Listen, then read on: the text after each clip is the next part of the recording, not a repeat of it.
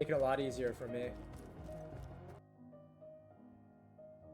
Make it a lot easier for me.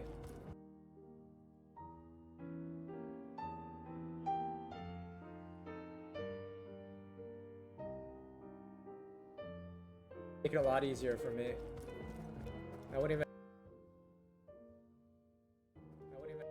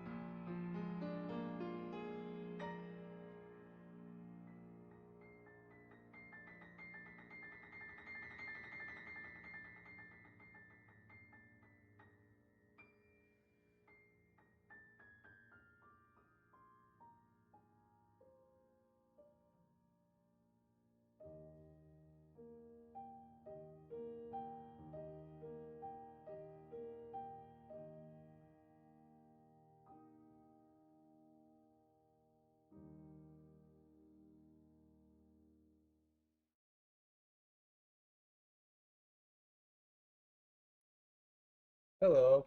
How's everybody doing tonight? Can you hear me okay?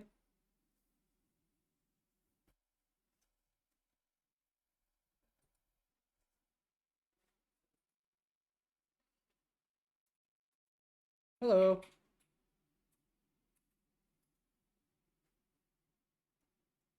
Thank you for taking the time out of your night to hop in for a bit. I do appreciate it because I know you were feeling pretty tired at the end of your stream there. Hello, Egotist. Appreciate you dropping in.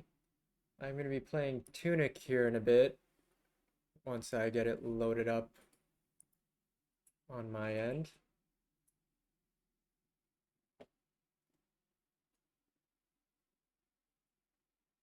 Hello. Oh, that is loud. I don't know. Oh, hold up. I just realized I'm not setting the capture to the game window, so I'm gonna do that now.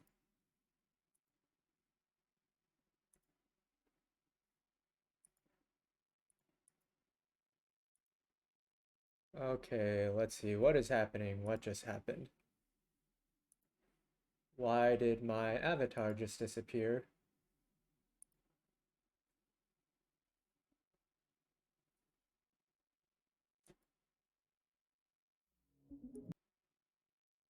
I think I'm experiencing technical difficulties again.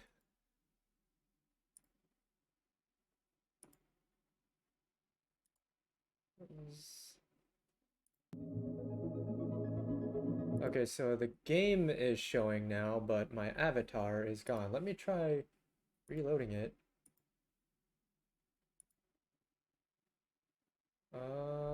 Let's see. Still do not see it.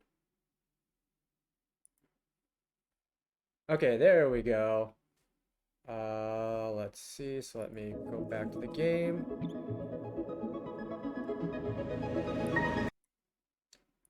Actually, lower the volume on my headset here because that's pretty loud.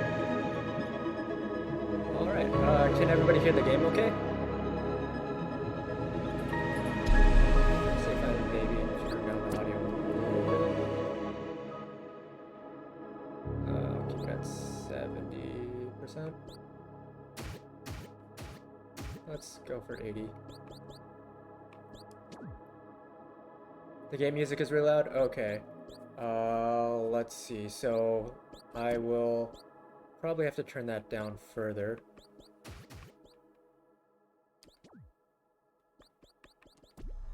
How's that? Is that better? Hopefully that's better.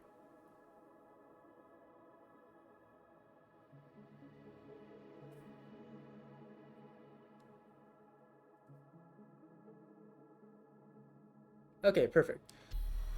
So this is a game that I immediately fell in love with because I have a huge love for Zelda games and a lot of nostalgia for it. And this just kind of hit that nostalgia perfectly with all the charm in it. So I think I beat this game about like 3 or 4 times, but that was about a year ago. So I am starting from scratch. So that'll be a fun experience to kind of shake the rust off. Let's see. I know that this is a secret that I could, I don't know. And I apologize if there are any spoilers for anyone who hasn't seen this game, because I am kind of doing a few things. How do I pick this up? Okay, yes. That may not be something that is obvious to people who've never played this game or haven't played it, certain parts of it. Like knowing what to do here. Generally, first-time players don't know that you could do that, and you don't learn that until later on. But what's really cool about this game is that all those secrets that you learn as the game goes on, it's always been there. So it's not something that you kind of unlock in terms of game mechanics. It's stuff that you just learn was already an existing mechanic in the game. Yay, I got a stick. Let's see, so I can go ahead and equip it. There we go, yeah, that'll be my attack.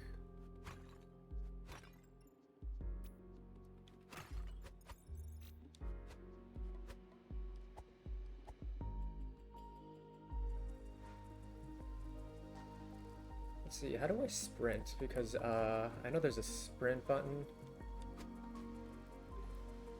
Nope, that's not it. Oh. Let's see. Yeah, it has been a while for me. So that's locking on to an enemy. Maybe I don't learn sprint until later.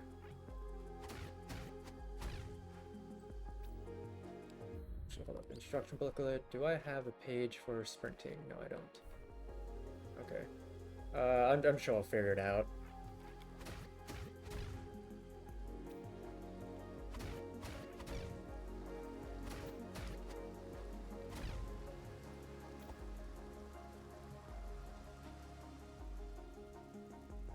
Okay, let's see. I believe the first thing I need to do is go get the sword.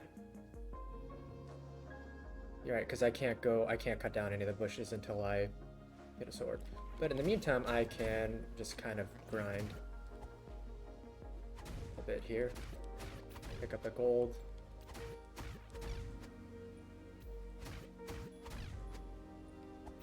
And for those, oh yeah, it's super charming. I think they just recently for the Switch port of the game announced like a plushie for Tunic, where it's like the fox, and then it has like a Velcro attachable shield and sword, and it's so adorable. I don't have it, but um, I do have the instruction booklet that came out. All right, and this will, I think this, yeah, it's like Dark Souls mechanics, so that resets all the enemies as well. So I'm just gonna go back and kind of grind. But very charming game. I highly recommend it if you haven't played it and you have like a love for like those dungeon crawler type games, or if you also just have a love for like Dark Souls type, like Soulsborne type games, uh, because it's like Legend of Zelda, but with the difficulty of like Dark Souls to an extent, but also just a lot of charm of it being like a 3D, like top-down isometric, like just cartoonish, like childlike game. And the lore is really cool too. So as you go along, you kind of find different lore that's you piece together all through just the images of the instruction booklet that you find, and it isn't really ever in a language that gets translated back to English or a language that you can understand.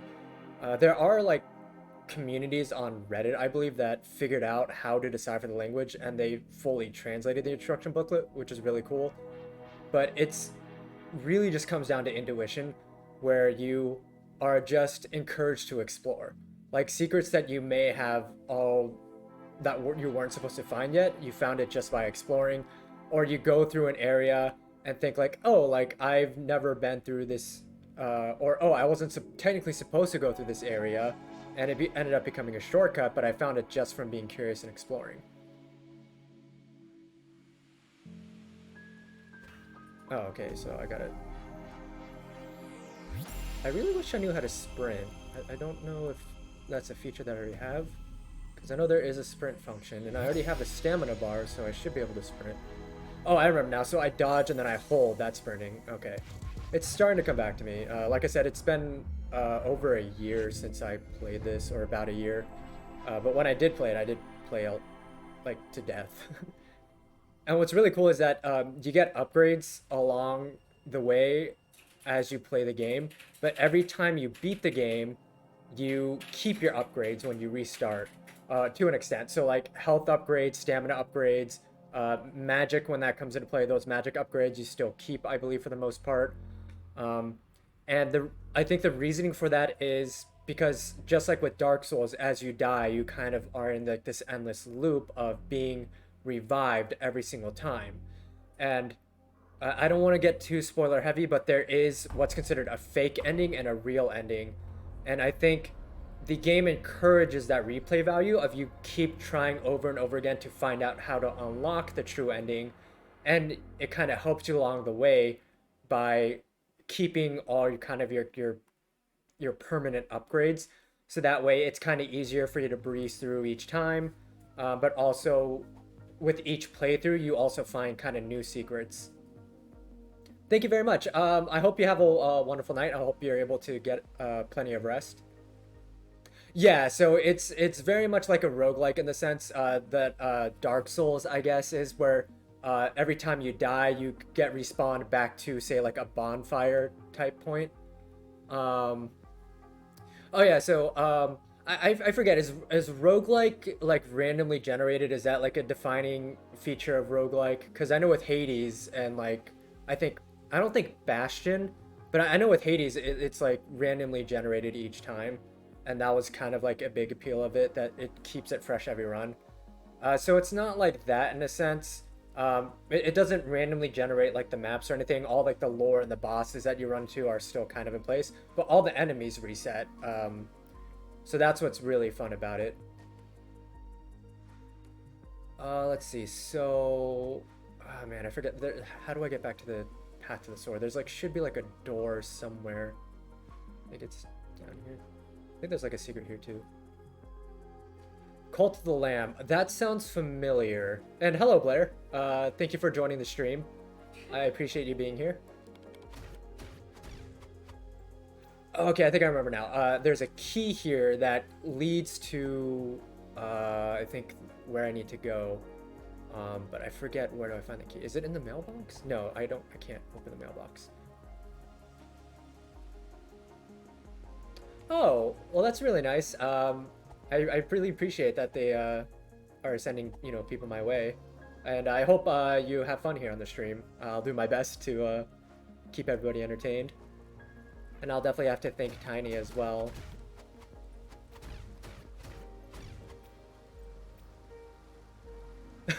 I'm sorry, Lucid. I'm sorry I'm not going too deep into the lore here. Like I hope I'm not kind of overwhelming you with all this information, especially like first thing in the morning. I'm kind of having a lapse in memory here because I know what I'm supposed to do. I just forget how I'm supposed to unlock the way to get there. Let's see. I can't unlock that much to it. Oh, actually, okay, here we go. Yeah, I'm supposed to go this way. Here's the key. I was looking everywhere except where I was supposed to go. And thank you for dropping in, by the way, Lucid. I appreciate you being here. All right. For those of you who are not familiar with Tunic, I hope you enjoy it. I'll do my best to not constantly die. And for those of you who are familiar with it, I hope it's kind of like a good refresher for you, or entertaining refresher. Oh, okay. Well, I hope you had a good nap. Yeah, I was out with my brother earlier because I have cousins visiting from Korea, and we kind of took them to this milkshake spot that's really popular around the city because they don't have anything like that in Korea apparently. And yeah, like we just had a ton of sugar today, and he kind of took like a quick 20-minute, I think, like sugar crash nap when we got back, and I had no idea that didn't realize that he was napping the entire time. Thank you, I really do appreciate it, player. Let's see, I know this is like a secret kind of little way of unlocking, I think, a collectible. I'm trying to remember the starting point, so I think it's like, I think the pattern on the door is what you're supposed to do on the directional pad. There's a lot of secrets like this in the game where it doesn't immediately tell you it. You kind of have to use your intuition. And what's really cool about it is that your intuition, it comes from that knowledge that you had from like playing Link to the Past, like Chrono Trigger, like Dragon Quest, like games like that that you have nostalgia for, like back from like the 80s and 90s. And what's even cool is that when you go to the instruction booklet, you'll see in the background here the game screen turns into a CRT TV screen, which is really cool. So the developers for this game, like, they love like Link to the Past and like growing up on like old like Super Nintendo games and NES games. So I think it's like right, down, left, down, right, up, and then down, right, up, left, up, right. Oh, yep, I got it. There we go.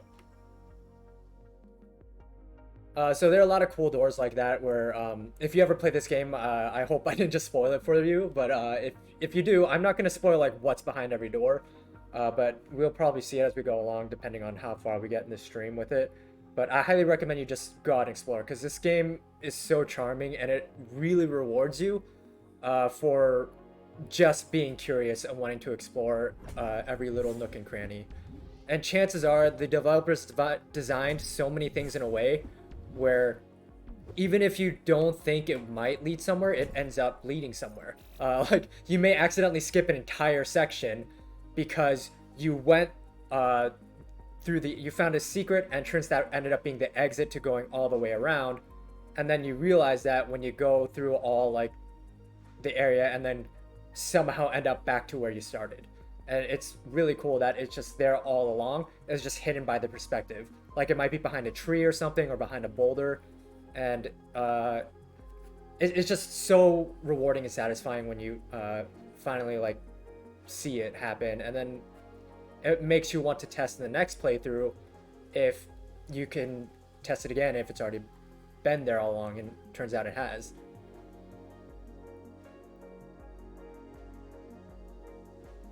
I will say there's more than one way to find a sword in this game, so it's pretty funny because if you already find the sword one way and then you find the secret way to find the other sword, the developers kind of give you like a little treat with that. It'll be an Easter egg, be like, oh, like you found like a useful sword. Too bad you already have one, and then you put it back in the chest. Okay, I think that just says like northwest, east, and south. Gonna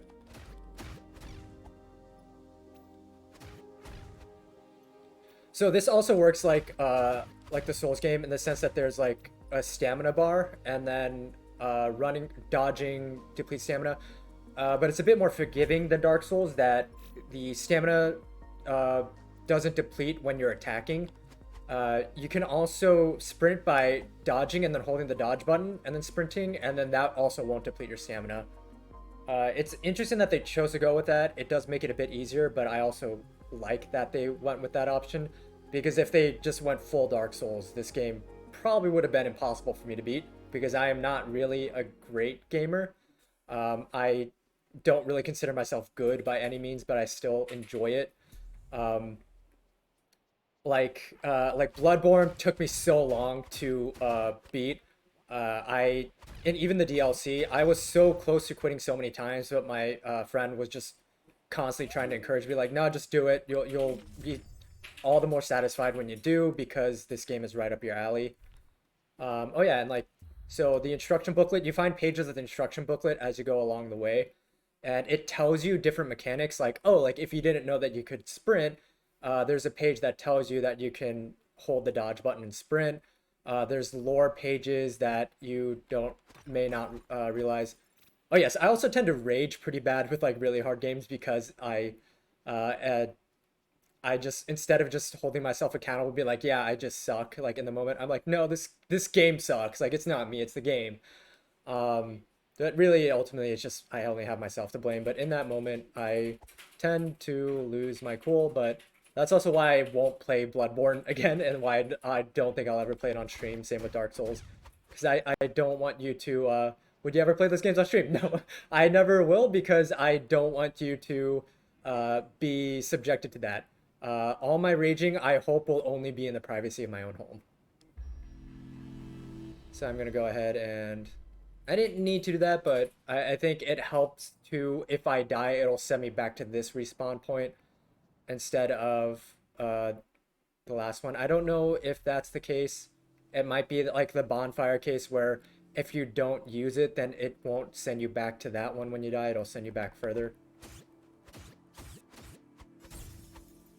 Okay, so oh. Okay.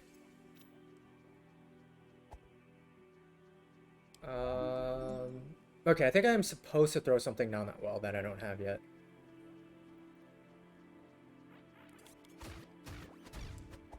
All right. Oh. So far, not off to a great start. Hero's Grave, okay. Let's see, what's up here again? I forget. Okay, just some slimes.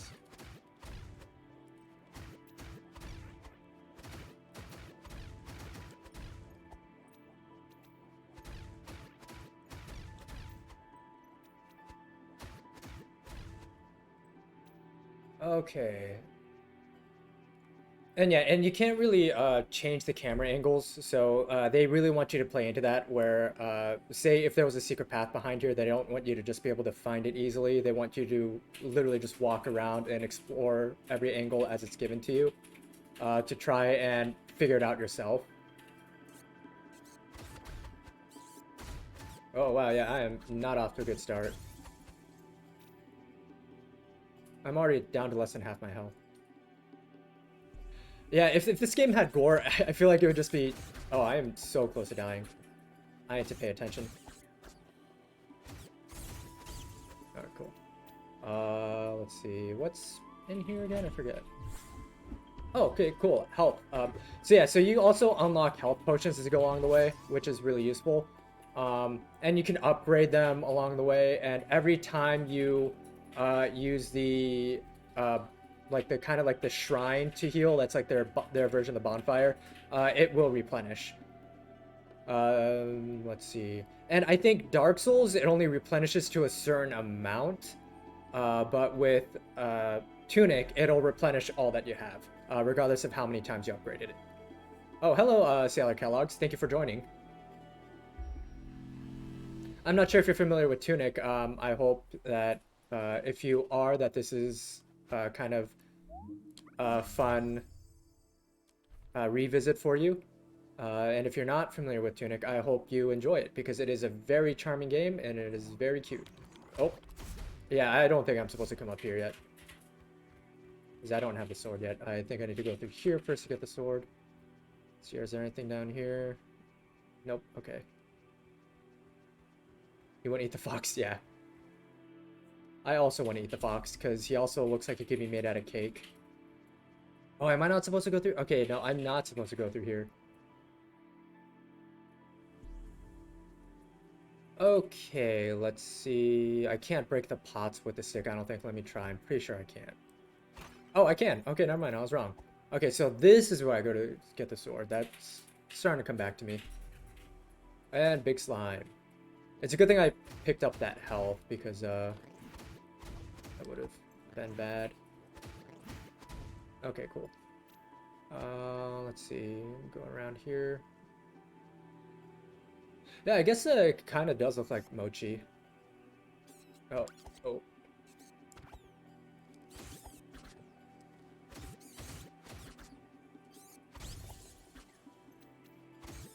Oh. Oh, okay.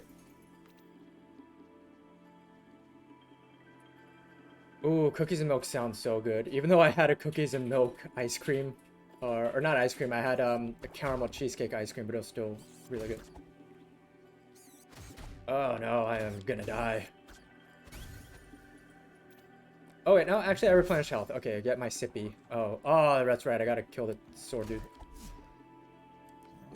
And then dodge back, and then attack and dodge. Gonna cheese it doing this. Not get too greedy. As I go in for 3 swipes, I say I'm not gonna get too greedy. Okay, perfect. I think he was kind of like the biggest obstacle to getting the sword. I too now also only work out once every 3 months. Or I mean more than that, but like not as consistently as I used to.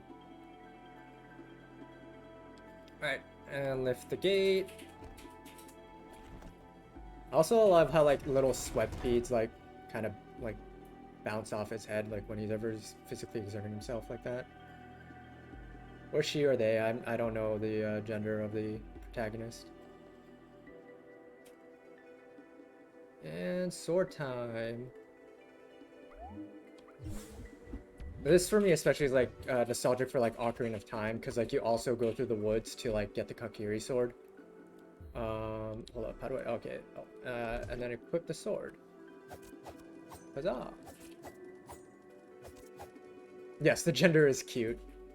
That is the only acceptable answer.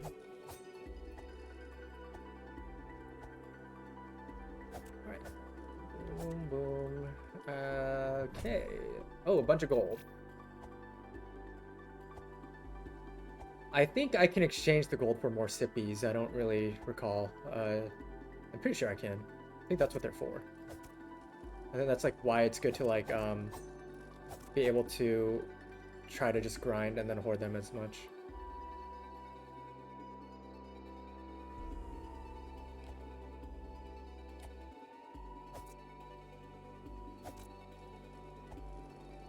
Oh yeah, I could probably go through this as well.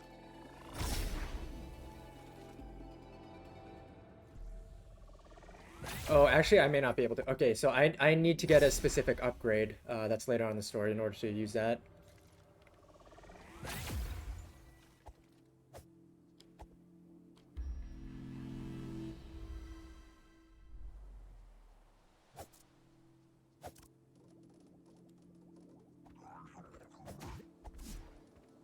Oh, there's two of them. Oof. Alright, it's starting to come back to me.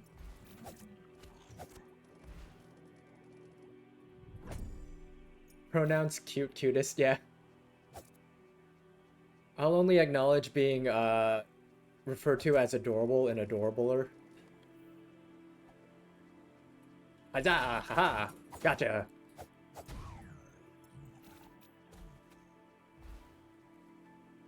Oh, we can make it a word. We have the technology. I like how I'm just like sneaking up on all of them. Like they don't just see me walking up on them.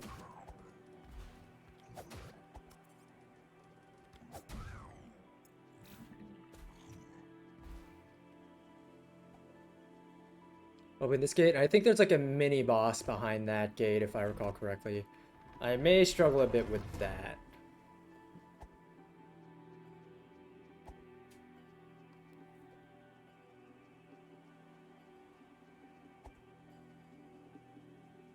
I'm gonna make sure I didn't miss anything down here before I go through there because it is pretty difficult. I don't think I can go up to where he is just yet, where that enemy is just yet. Let's see. I'm gonna, yeah, kill you in one hit. Because I have a sword now. I don't think I went through here. I'm gonna go through here. Oh yeah, now I can go through here and I can chop all this. Open this. Is it another sippy? No, oil, it's like an oil jar, so it's like a, sorry, I keep opening up the wrong menu. So also like the berries, I think replenish magic, so it's pretty cool that they give you that like way ahead of time, and then it's like in a language you don't understand, so you're like, huh, I wonder what this is for. And I don't think you can use it until you unlock magic. So then you're just wondering what it is, and then once magic shows up, you find the instruction booklet page for it. You're like, oh, that's what it is. Oh, well, hold on. There we go. Yeah.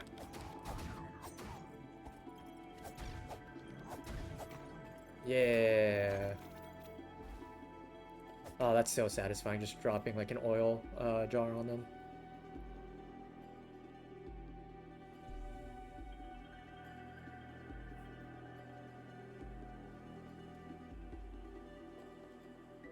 Haha! Yeah.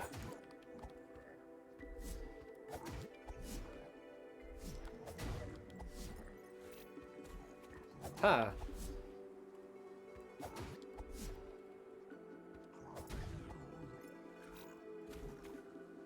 Write that down. That'll be important for later. That I can't use yet. So it's really cool, like, you see stuff like this, and you're like, I wonder what that's for. And then, like, you'll notice it, like, littered all throughout, like, the overworld. And it's really cool, like, going back to it and seeing that mechanic, and then you think back, like, oh, I remember now, I can use it for this. Oh, no, spiders. Oh, yeah, I have dynamite. Oh, yeah, that's... So another thing is, if you open up the menu, it does not pause the game. Alright, throw that. Yeah, burn. Burn, you spiders. I'm gonna take my sippy now, because, yeah, I think I need that. Just in case. Ooh, what kind of milk and cookies did you have? Do you have? Or I guess it's kind of weird to ask what kind of milk. It's like, is it 2%? Like, what's the Napoleon Dynamite quote? Like, are you drinking 1% because you think you're fat? Because you're not. You could be drinking whole if you wanted to. So this is also what's cool. So I went around and did all that, and it brought me back here. But I could have gone down this way the entire time. It's just that because, like, the forced perspective with the top-down isometric, you don't notice it. So, like, that kind of blew my mind the first time I saw it. I was like, oh, that's always been there. I could have always just gone around. But it would have been difficult to do so without a sword. But it's possible. Like, that's... Like, they really love speedrunning. Okay, I don't even remember what that does. I don't remember what that berry does. I think it might restore health, a little bit of health compared to, like, the sippy.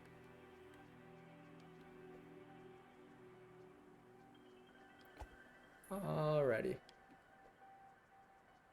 What's also funny is that my brother was the one who got me onto this game because he was the one who told me about it, and like he knows that I'm a huge Zelda fan. Um, and I just kind of like hesitated. I was like, yeah, like it looks cool, but I don't know if like it's for me. And then I just decided to get it during like a Steam sale like one day, and then I immediately fell in love with it.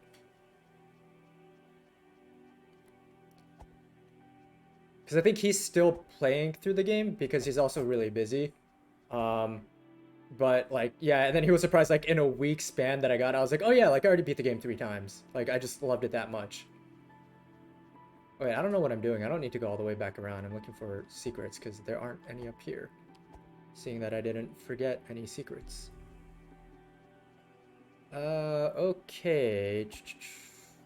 So, I don't think I can get the chest down there yet. I think that's later on. So I think I just gotta go back up and around because that's where the one game wanted me to go.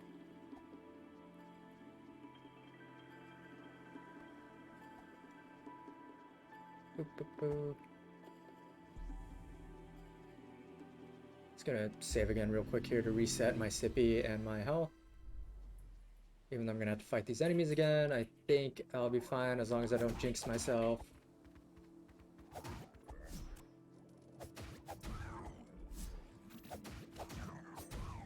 There we go.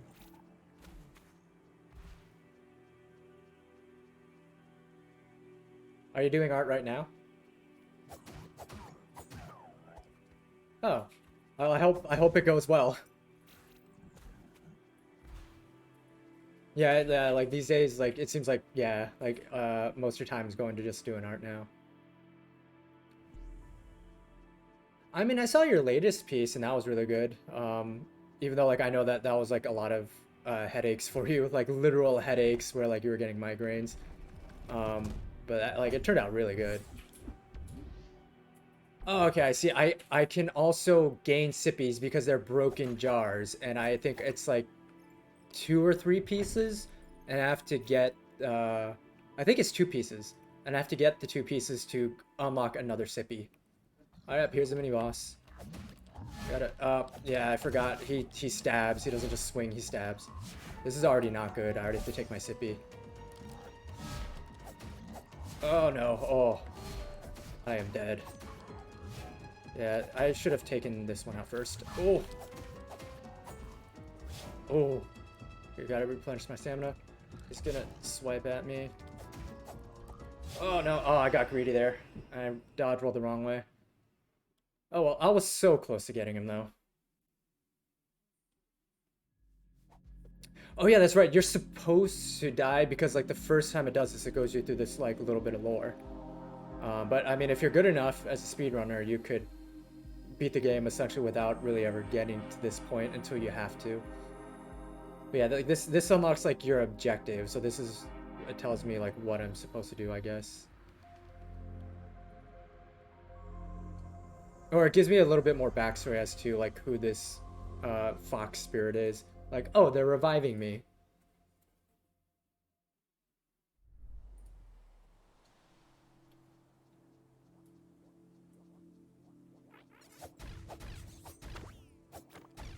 Oh.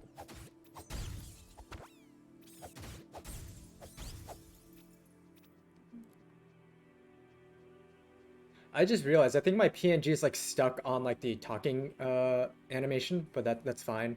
Um, I'm not gonna be worried about it.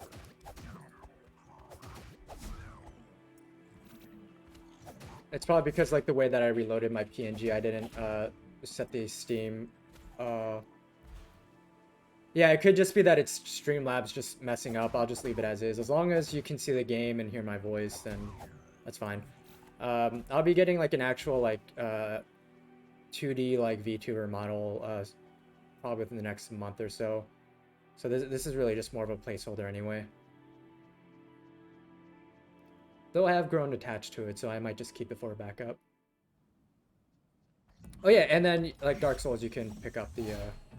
Oh, gotta take you out first. Oh, oh, oh! I got so lucky there. Oh, I got lucky there too. How am I getting so lucky? I feel like I should have gotten hit by that, but I'm not gonna complain. Oh well, haha. I'll take it. I exploited it and it was caught on stream. I feel like, I mean, it's not really a bug, but I feel like I accidentally rolled into his attacks there and then just, I should have gotten hit, but I didn't. And I don't know. I'll review it later. See like what happened there. I think this unlocks another sippy, if I'm not mistaken. Yeah.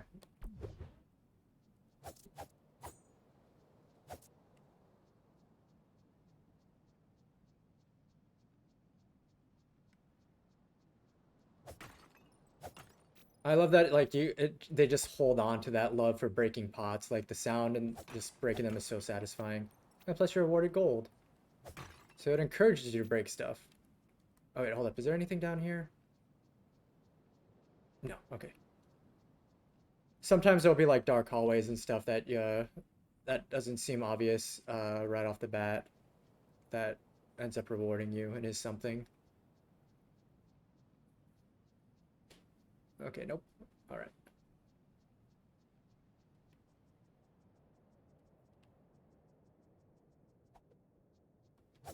Break the barrel.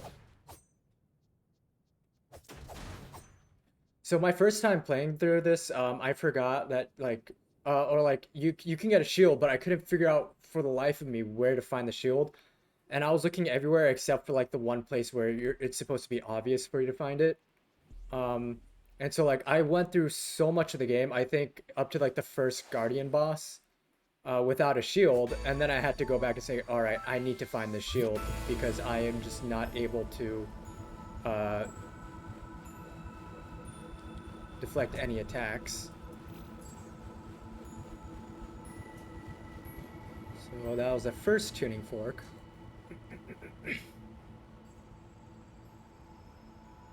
And now we're back down to here. And these will be much easier to kill. They're like one hit kills now.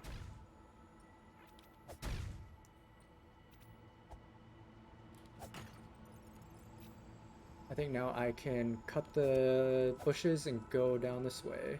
Yes.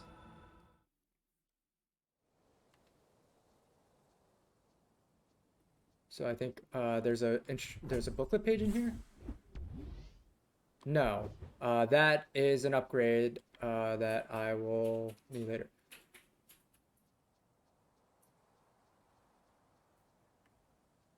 What kind of cookies are they? Are they like chocolate chip cookies?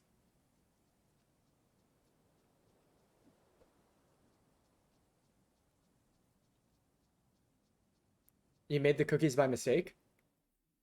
Or like you messed up the cookies, but they ended up being better that way?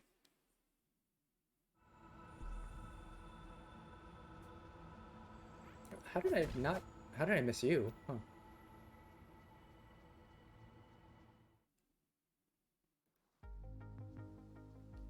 All right. So East Forest. Okay, and that's the one sign in English.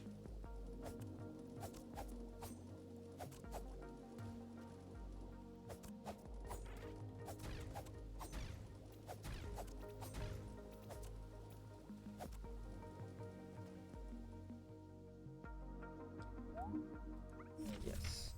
So now I have the map.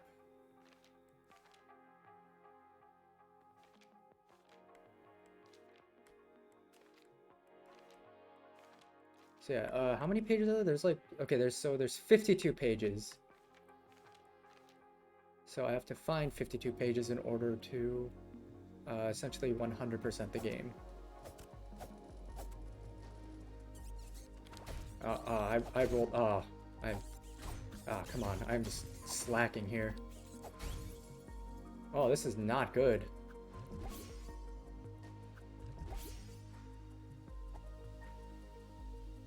I already used up both of my sippies just on random runts.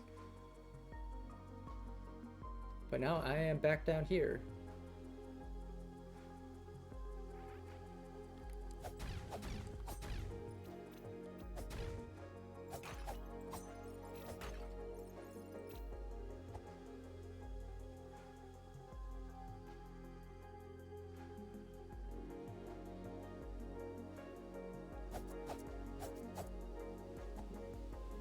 Okay, so I can't go into the water. Let's see. Oh, I can't go down this way, though.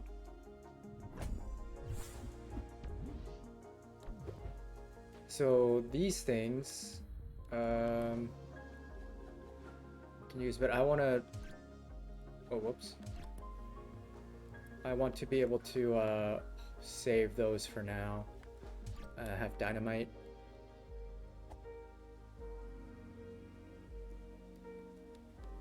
It's so wild, like, going back through this game again, like, picking up all these things and actually knowing, like, what they do for the most part. Oh, hello. Oh, whoa, whoa, what is happening? I am being raided. Oh, wow. Thank you, Ben. Oh my god. What is happening? I just went to 300. Oh my god. Thank you so much. I don't know what to say. Thank you. Oh, hello everybody. Welcome to the stream. Thank you so much for bringing your friends. I really appreciate it. Oh my god. Oh, whoa. I'm gonna, like, I need to take a time to process what's happening because I feel like I'm just gonna, like, accidentally run into enemies and die. Thank you so much. I hope, your stream has been going great, Ben. I think I saw that you started streaming, but I was, out of the house when I saw you started. Oh, yes. So, yes, I'm very new to this. Sorry, I don't know. I've never been raided before. So, my name is August. I am a cat tuber, and I like to play video games and just chill, and, I'm still not really sure what I want to do with this channel or what I'm gonna do. Oh yeah, like 3 before, yeah, I was at 3 and now like I'm at 348, so thank you very much. For those of you who joined, I am just doing a run through of TUNIC. Thank you very much. Yes, so I am a cat tuber and I like to play video games. I'm not really sure what I'm gonna do consistently because I only just started streaming like 4 days ago, and what I really want to do is just kind of provide like a community of support for people to chill and be able to, you know, just hang out, and, you know, if they have any worries in their life or need advice, I plan on doing specific streams catered to that. And just really trying to like be a calming, supportive presence in people's lives, and just be able to kind of be someone that they could go to if they need kind of that emotional support and that kind of I guess group to just kind of help them cope with whatever they may be going through. And I have a PNG of a cat for now. I plan on having a like I have an artist who's working on a 2D model, and I promise you it'll be very cute. They've been showing me this as well. Thank you very much for the crown. And thank you very much, Ben. I'm so happy to see everybody here. Thank you for all the new friends. I hope I can be a good friend for you as well, and I hope I do not disappoint. And as I said, I'm not very good at video games. Not nearly as good as Ben, because I've played against him in video games and I've never won. So this game is TUNIC. It's really cool. So if you're not familiar with TUNIC, it's kind of like a Zelda dungeon crawler, like Link to the Past meets like Dark Souls. So it's got like a lot of like Soulsborne elements. And so the thing is that it drops in this game not knowing what it is. So I can, so you like see signs, you open up instruction or booklets. I think you start with a page of an instruction booklet. And what's really cool is that it's all in a different language. So you learn what the game is about as you go along. Like this map I just found as my latest page. And as you go along, you find all these pages. It teaches you the mechanics of the game and you figure it out. So you pick up items and it's in a different language and you don't know what they do. But later on, you may find a page of what it does. And this game is, the developers are huge fans of Zelda and like old style like NES games and SNES games. So if I even like scroll back, you'll see that the game screen has turned into an old CRT screen. And it's pretty much like if Link was a fox who was stuck in like this reincarnation cycle, because every time you die, there's a fox spirit, without spoiling too much, that reincarnates you. So you're trying to figure out like, what is this fox spirit? Like, why am I here? Like, what am I supposed to do? And yeah, so you gain all these new weapons and stuff. So this game really rewards exploration like in Zelda. So it's a top-down isometric view and it's a fixed camera angle, so it stays like that. So it really encourages you to explore every angle. Like there may be, you might be able to walk off screen, like down a dark tunnel that wasn't really rendered at all, and then you find like a treasure chest. So there's a lot of Dark Souls mechanics, like there's like these shrines here that act as bonfires. So when I essentially pray at one, quote unquote, all my health replenishes, but also you can see my sippies in the top right that regain my health. That replenishes as well. Yeah, I think that the developers also wanted this to be a metaphor for trying to navigate through adult life. Because, like, oh, like, I don't have all the answers, but I'm just trying my best because I'm just a cute little fox who gets tired, but I'm just doing my best and I'm trying not to cry. But yeah, it's really cool because you start off with like nothing. You go into like a little door, you find a chest, there's a stick, and then you eventually find a shield, a sword, and all this. And the game doesn't tell you how you find it, you're just supposed to figure it out yourself.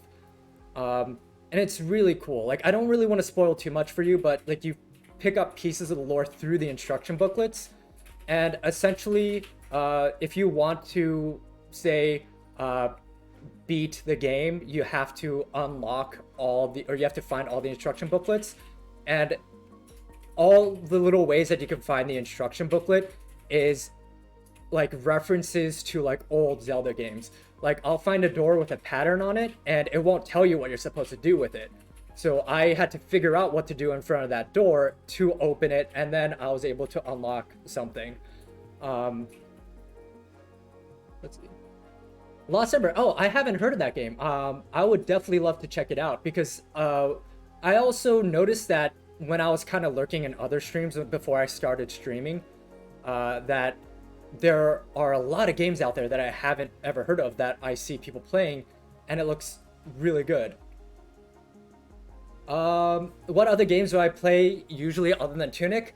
I play a lot of Civilization 5, like off stream. Like I probably have maybe 1,000 hours in that game, especially during COVID. All I was doing was playing Civilization 5.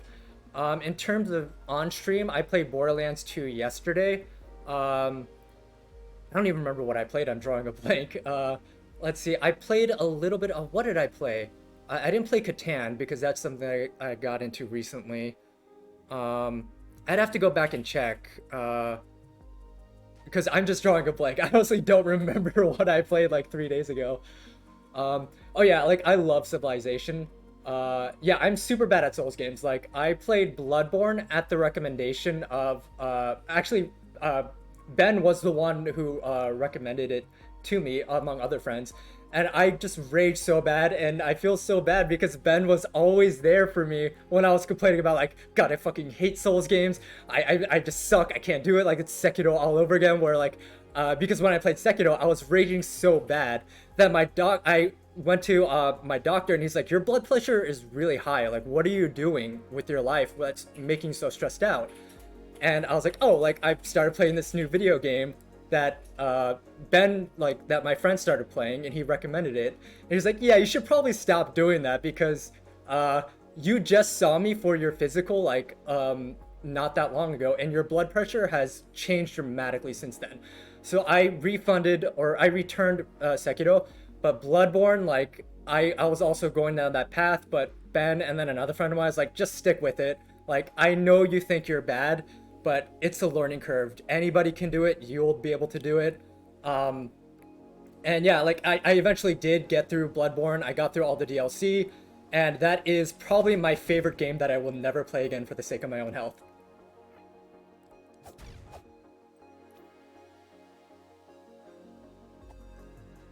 Yeah, played Dark Souls 1 for like 4 hours with a friend. I'm pretty sure they're the only reason I didn't rage quit. Yeah, like if it weren't for any of my friends who like believed in me, I probably wouldn't be playing half the games that I played.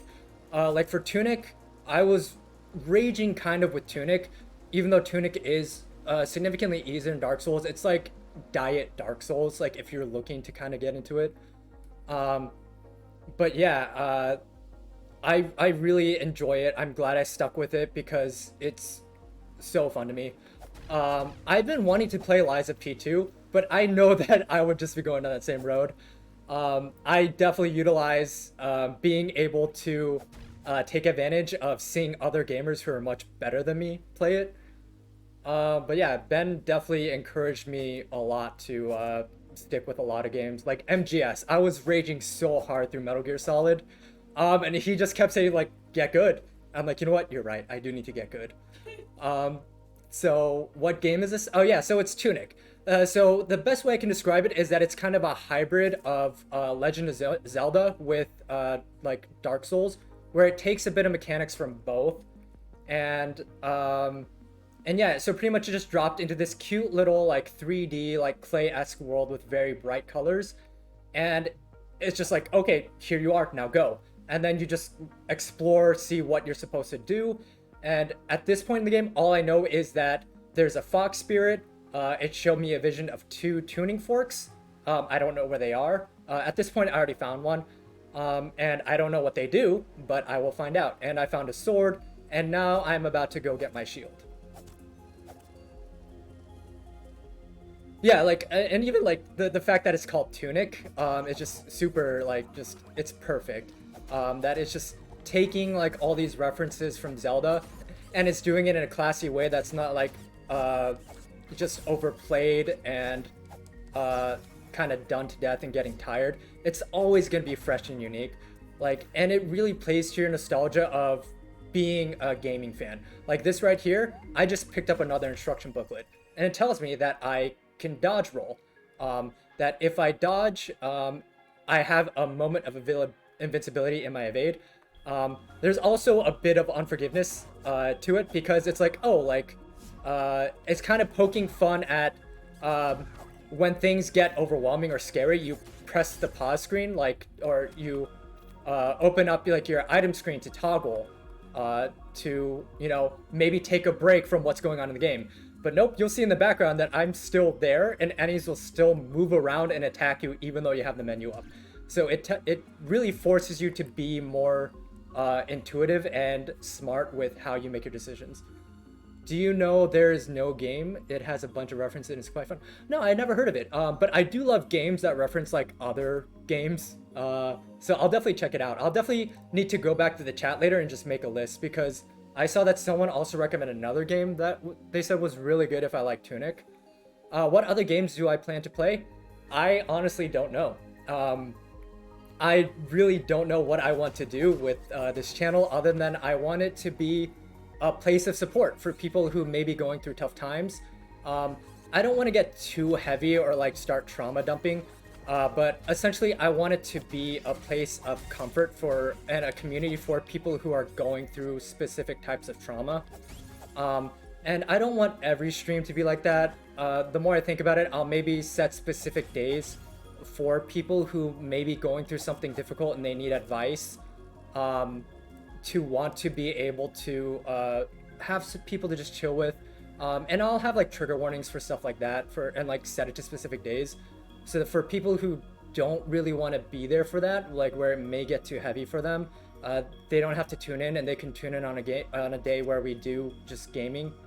Yeah, so Ben, I'm glad that Ben kind of gave you some context about it. Yes, generational trauma that may be specifically tied to like pressures of a culture, because my background is that I'm Korean.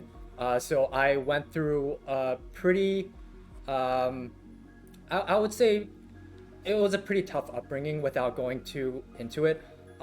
Maybe I'll be open to I am open to talking about it, but it'll probably be on a day where it's more focused on those type of streams.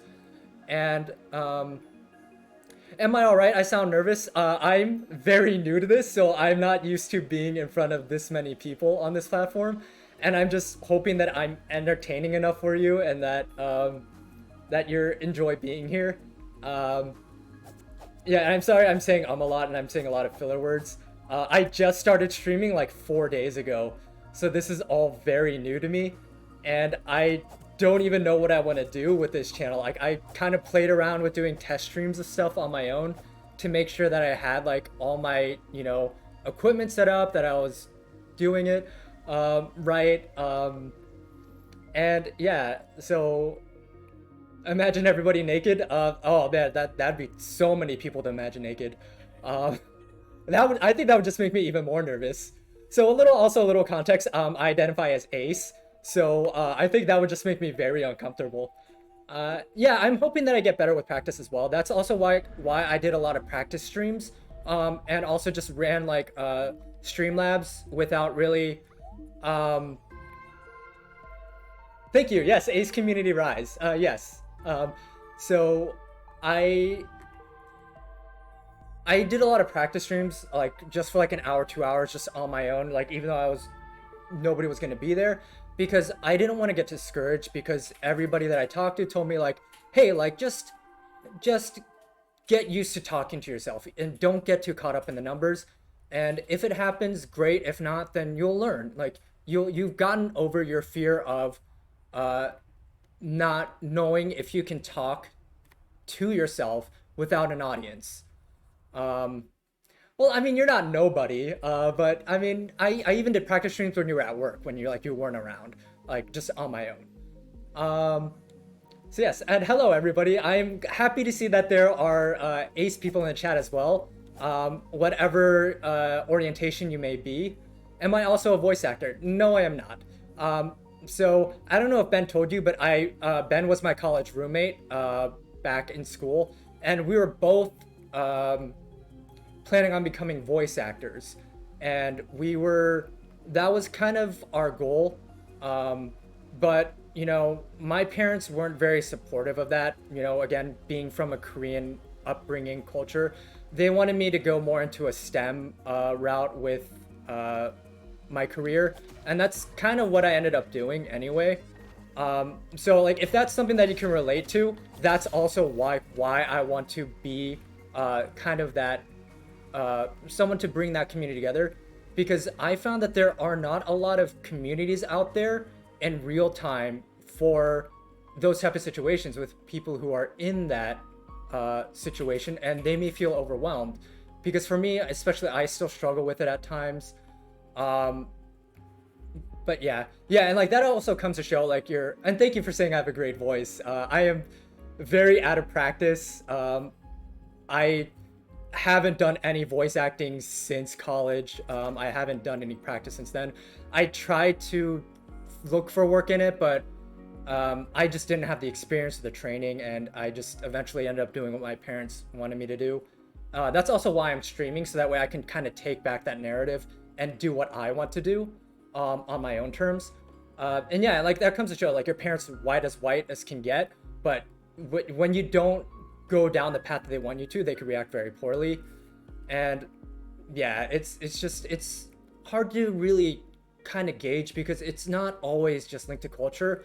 And it's funny because people with generational trauma, their parents will have that mindset of like, oh, like other cultures don't know what we're going through.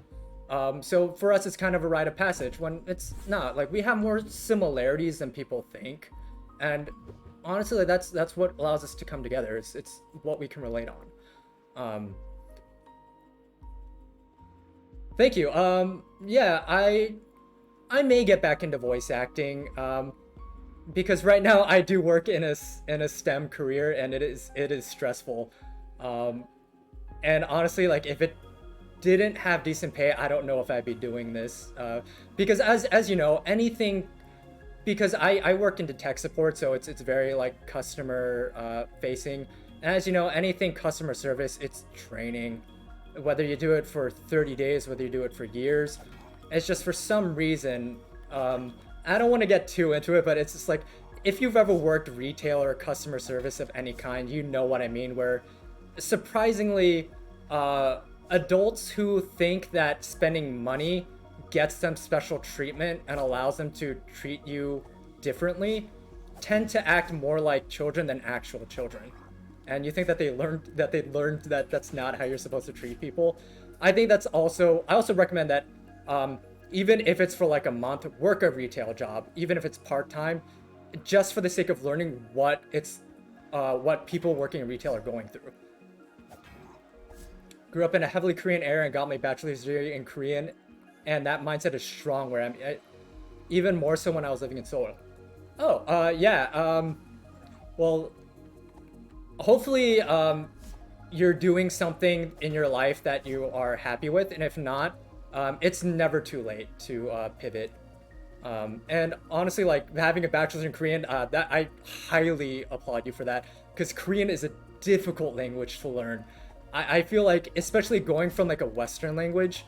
Oh wow, I am just not paying attention, doing so bad right now. Sorry, I'm just kind of like running in circles here while I pay attention to chat. But yeah, I hope that you had a wonderful time living in Seoul. If you plan on going back, I hope you're able to do so on your own terms and enjoy living there to the fullest. Um, and yeah, I hope, and also kudos to you for having uh, that bachelor's in Korean, because I can speak Korean on intermediate level because some of my clients require it, but I cannot write Korean at all. Like when I took Korean lessons as a kid learning how to write, the teachers actually laughed at me because I couldn't write the syllables correctly or I couldn't get the syllable breaks correct. Yes, I'm Korean American. I'm glad to see that there are so many Korean Americans here. And if you've experienced a similar situation that I've experienced with your upbringing, you may have found like certain subreddits that deal with that topic, but you'll find that there's not really a lot of like in-depth discussion other than just people complaining about it, and then asking for advice, and then people just being like, yeah, I'm in the same boat as you, I don't really have advice though. I kind of want to bring that into a sense of where you can interact in real time and then be able to get advice or just have that stability and support and hearing other people talk about it. And maybe that'll help you as well. And also for people who may have had a healthy upbringing and have a healthy relationship with their parents, it'll be eye-opening for you too, like just learning about the other culture. Because I always say that every culture has things in them that does a lot of things right, but no culture is perfect. And that it is a very slippery slope to go down when people think that there is a perfect culture out there and not acknowledge that your culture has things that are right about it and then things that are not, that can use reforming and changing and really needing to be like a melting pot of different cultures to kind of take from different cultures about what's going right. Yeah, like for anybody who grew up learning how to write in Korean, your teachers may have also laughed at you, not kind of realizing that your kids in a different country, so Korean isn't your first language. Korean was easy to learn for you. Oh, well, I'm glad that it was easy for you. I know that language is easy for a lot of people. That for some people, the way that their brain is wired, it's really easy for them. Whereas for other people, it may not be. Oh, hello, Lucio. Thank you for joining. I'm really happy that you're here. For all of you who are just tuning in, Lucio is an artist. I actually am commissioning them to do some emotes for me. If you don't mind checking them out, I highly do recommend checking them out whenever you have the time. Half Colombian, raised in a small town Midwest. Yeah, I feel that. I did live in Ohio for a bit, and I realized that Ohio does not have much of an Asian population at all, and nobody really warned me about that. So it was very jarring. And maybe we'll have another stream where we talk about that, where we'll talk about like different experiences living in a small town as someone who may not, who's like diverse but not, who is a minority but may not have a lot of diversity and the experiences that come with that. All right, am I pronouncing that right? Lucy? Is it Lucy or Lucci?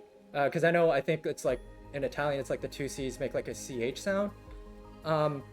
Yeah, you're also from Ohio. Yeah, I love Skyline.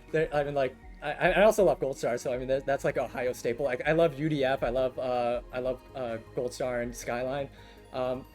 For all who may not like know that Ohio is like a staple for like chili on spaghetti, and that may sound weird, but I highly recommend it. It's actually like oddly really good combination of flavors. Want to learn Korean one day? Currently learning German. Yeah, I would say anyone who wants to learn like an Eastern language for the first time, definitely start with the grammatical structure. because it's really different from the West. It's a completely different grammatical structure. Once you get that down, it's a bit easier to learn. Luci, uh, Lu, Luchola, it means firefly in Latin. Oh, I love that. That's awesome. Yeah, I'm sorry if I'm not getting all the chats. Like, I'm not used to seeing so many chats. Like, I'm even new to Twitch. I haven't really been on Twitch long, let alone streaming. I haven't seen a lot of Twitch streams for a long time. I normally catch VODs on YouTube, but that's just kind of easier, like, to kind of see in real time. Um, but yeah, I'm really happy to see that there's so many people here who relate to that, who are from so many different cultures, who kind of all like have that universal relatability, that there are expectations that come with those different cultures, and that in doing so, like it can lead to kind of like long-term, harm. But it's really just kind of one day at a time, where we're just trying our best, and we're all human. We're allowed to make mistakes. We really shouldn't let the pressures of our different cultures dictate how we need to live our lives, because we all fit different molds. Like, nobody's alike. And the thing about culture is that it's supposed to evolve. When you're such a traditionalist and you're holding on to what you learned in, like, back then, or what you learned from because your parents are holding on to it, and they're just carrying it on for the sake of tradition, without realizing that things change, and that people are supposed to change, and that what nurtures us changes, and how we understand mental health changes, that we also need to change how we think about it. Yeah, sentence structure is very important. I remember having such a hard time in Spanish because I didn't pay attention to the sentence structures. So yeah, I took Spanish in middle school, and just to kind of let you know how that went, because even though, like, someone like who came from, like, English speaking and Korean speaking background, where, like, with English being, like, based off of all those Romance languages, you'd think I would get the grammatical structure down. I ended that semester with a 48 out of 100, and I was like, you know what? I'm gonna switch to language arts, because I don't think Spanish is something that I am very good at learning. And this was like a Spanish 1 class. It was beginner Spanish. I think because my parents drilled me to learn, like, SAT vocabulary, and that at its root is Latin, to gather the context clues, to guess what the definition is if you don't know the definition. How did your parents take that grade? Not well. But yeah, I can kind of comprehend Spanish better than I can definitely speak it, because I use those context clues from them. So yeah, let's see. It feels like American school Spanish doesn't prepare you at all. Yeah, also, like, school just doesn't prepare you well in terms of English, because like, and there's just so many reasons for that. Like, teachers are underpaid. Like, schools aren't making sure that, like, it's a healthy teaching environment for teachers as well. They're, like, underfunded, so they don't have the resources to probably teach their students. They have to pay a lot of that stuff out of pocket, and it's just, I could go on and on about that, but maybe I'll, like, dedicate, like, a separate stream day for that. I didn't take a language in high school. Yeah, I don't know if Ohio made it, like, Ohio school curriculums make it kind of like a mandatory curriculum to learn a language. At least the high school that I went to, it was required, so I took Latin, and then they cut funding for Latin, so I couldn't take Latin anymore. Raised in Cali? Oh, nice. Yeah, I recently went to Cali for work, and I really enjoyed it there, because, like, it was just so much. So I just keep dying left and right because I'm not really paying attention to this game at this point. I hope y'all don't mind that, like, I'm not, as Ben would say, I'm not getting good, because I'm just focusing on the chat right now. I'm just kind of mashing buttons while I focus on the chat. Yeah, I didn't plan on going to college, so I took all art courses. Yeah, exactly. Like, if you want to know what you want to do in life, and you have a focus, you don't have to go through college. Like, there's so much emphasis that you need to go through college. I'm sorry. Yeah, like, and here I am apologizing again. In this first thing I see, stop apologizing. I'll have to get better at not apologizing over things. It's very hard to unlearn that. But I do appreciate your support, and I will do my best to stop apologizing. Yeah, I don't know how Let's Players do it. I don't know how streamers do it. Like, I kind of lurk in some streams as well, and I see like people just casually talking and keeping up with chat while just killing it, playing Bloodborne, Elden Ring. I'm just like, man, like, I respect you for that, but like, I don't think I'll ever be able to do that. I was the only white member of the Korean American Student Association in high school. Yeah, I also remember there being a Korean Student Association at my high school, again, before they cut funding for a lot of foreign languages. And a lot of the people there weren't even Korean, and that was great to see that you can have appreciation for culture just out of curiosity, and you want to learn about other cultures. Um, and it's really cool that you're embracing going after those resources.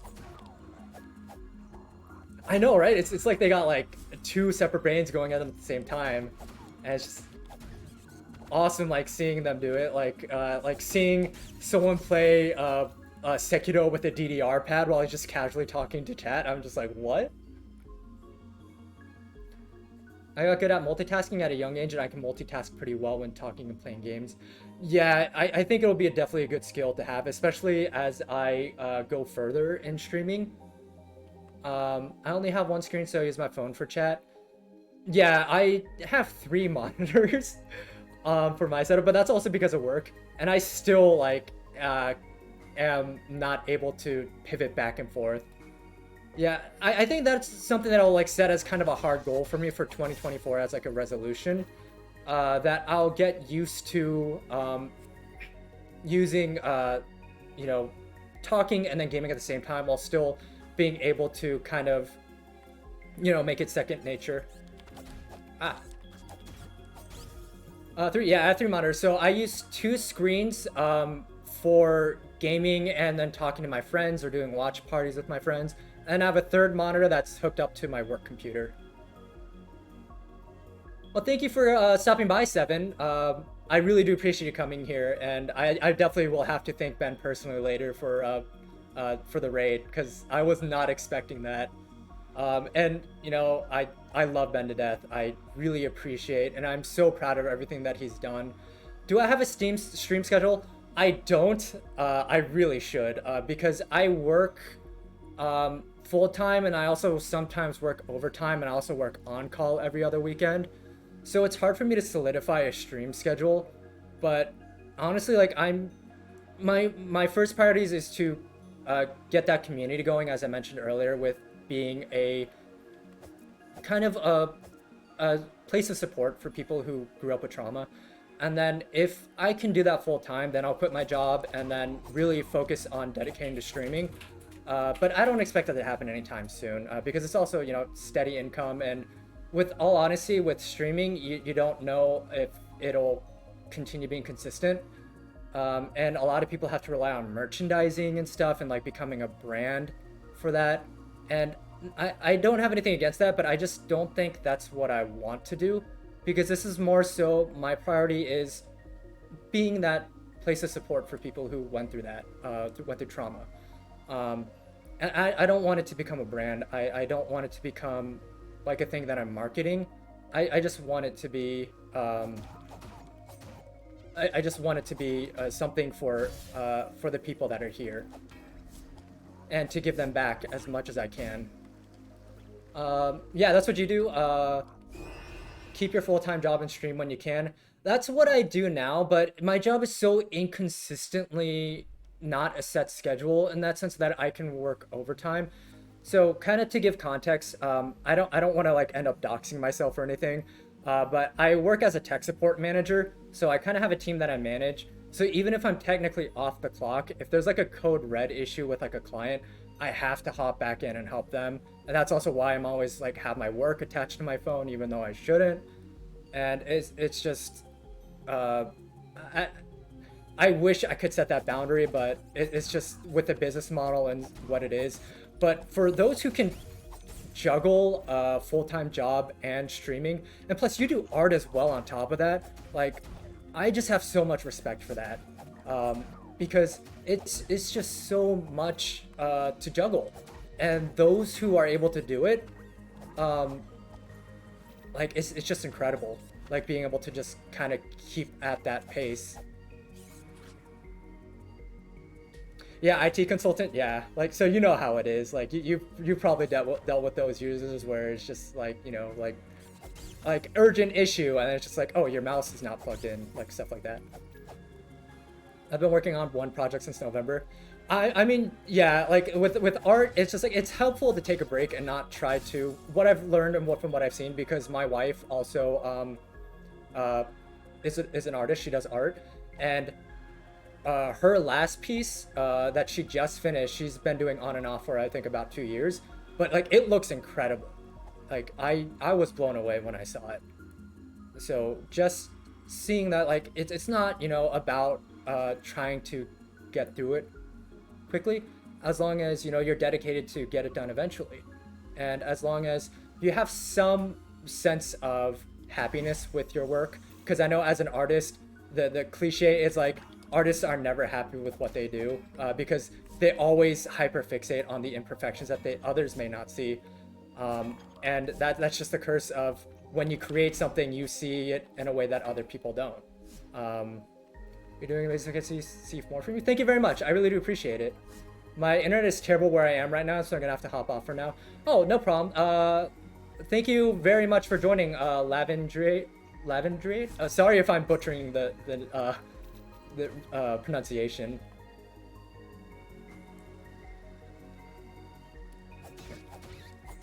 It's a struggle to manage full-time work and time for yourself. Yeah, especially because I also want to make sure that I'm, not neglecting my friendships, my marriage for just my work, and then if I'm doing streaming. So my goal is maybe I'll do streaming 2 or 3 times a week, depending on how my week looks. So what I want to do is I want to set at least one day every week where I am talking about mental health issues, and I'll have like a trigger warning, I'll have like a trauma disclaimer on it as well.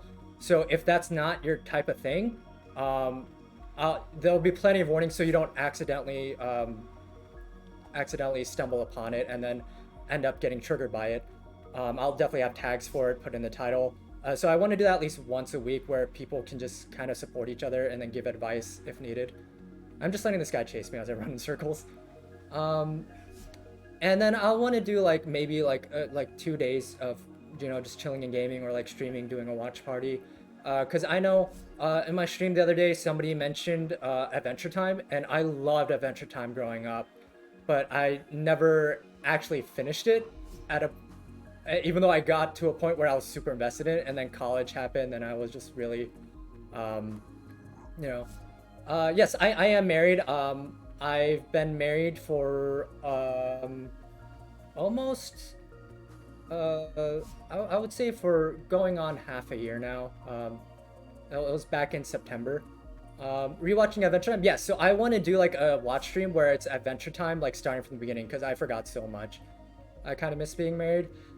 Yeah. I mean, as long as you're in a much healthier relationship than you were back then, because I know you're in a relationship now. As long as it's like you catch those red flags, and that's the thing. Like, we're all human. It's trial and error. Like, there's no shame in realizing that you have to be out of your marriage. It's just you give it your best shot, and it's all about communication from what I've learned. And with my wife and I, we did marriage counseling beforehand. We did like we went through a marriage counseling book. So we want to make sure that we're not half-assing it, that we're going into this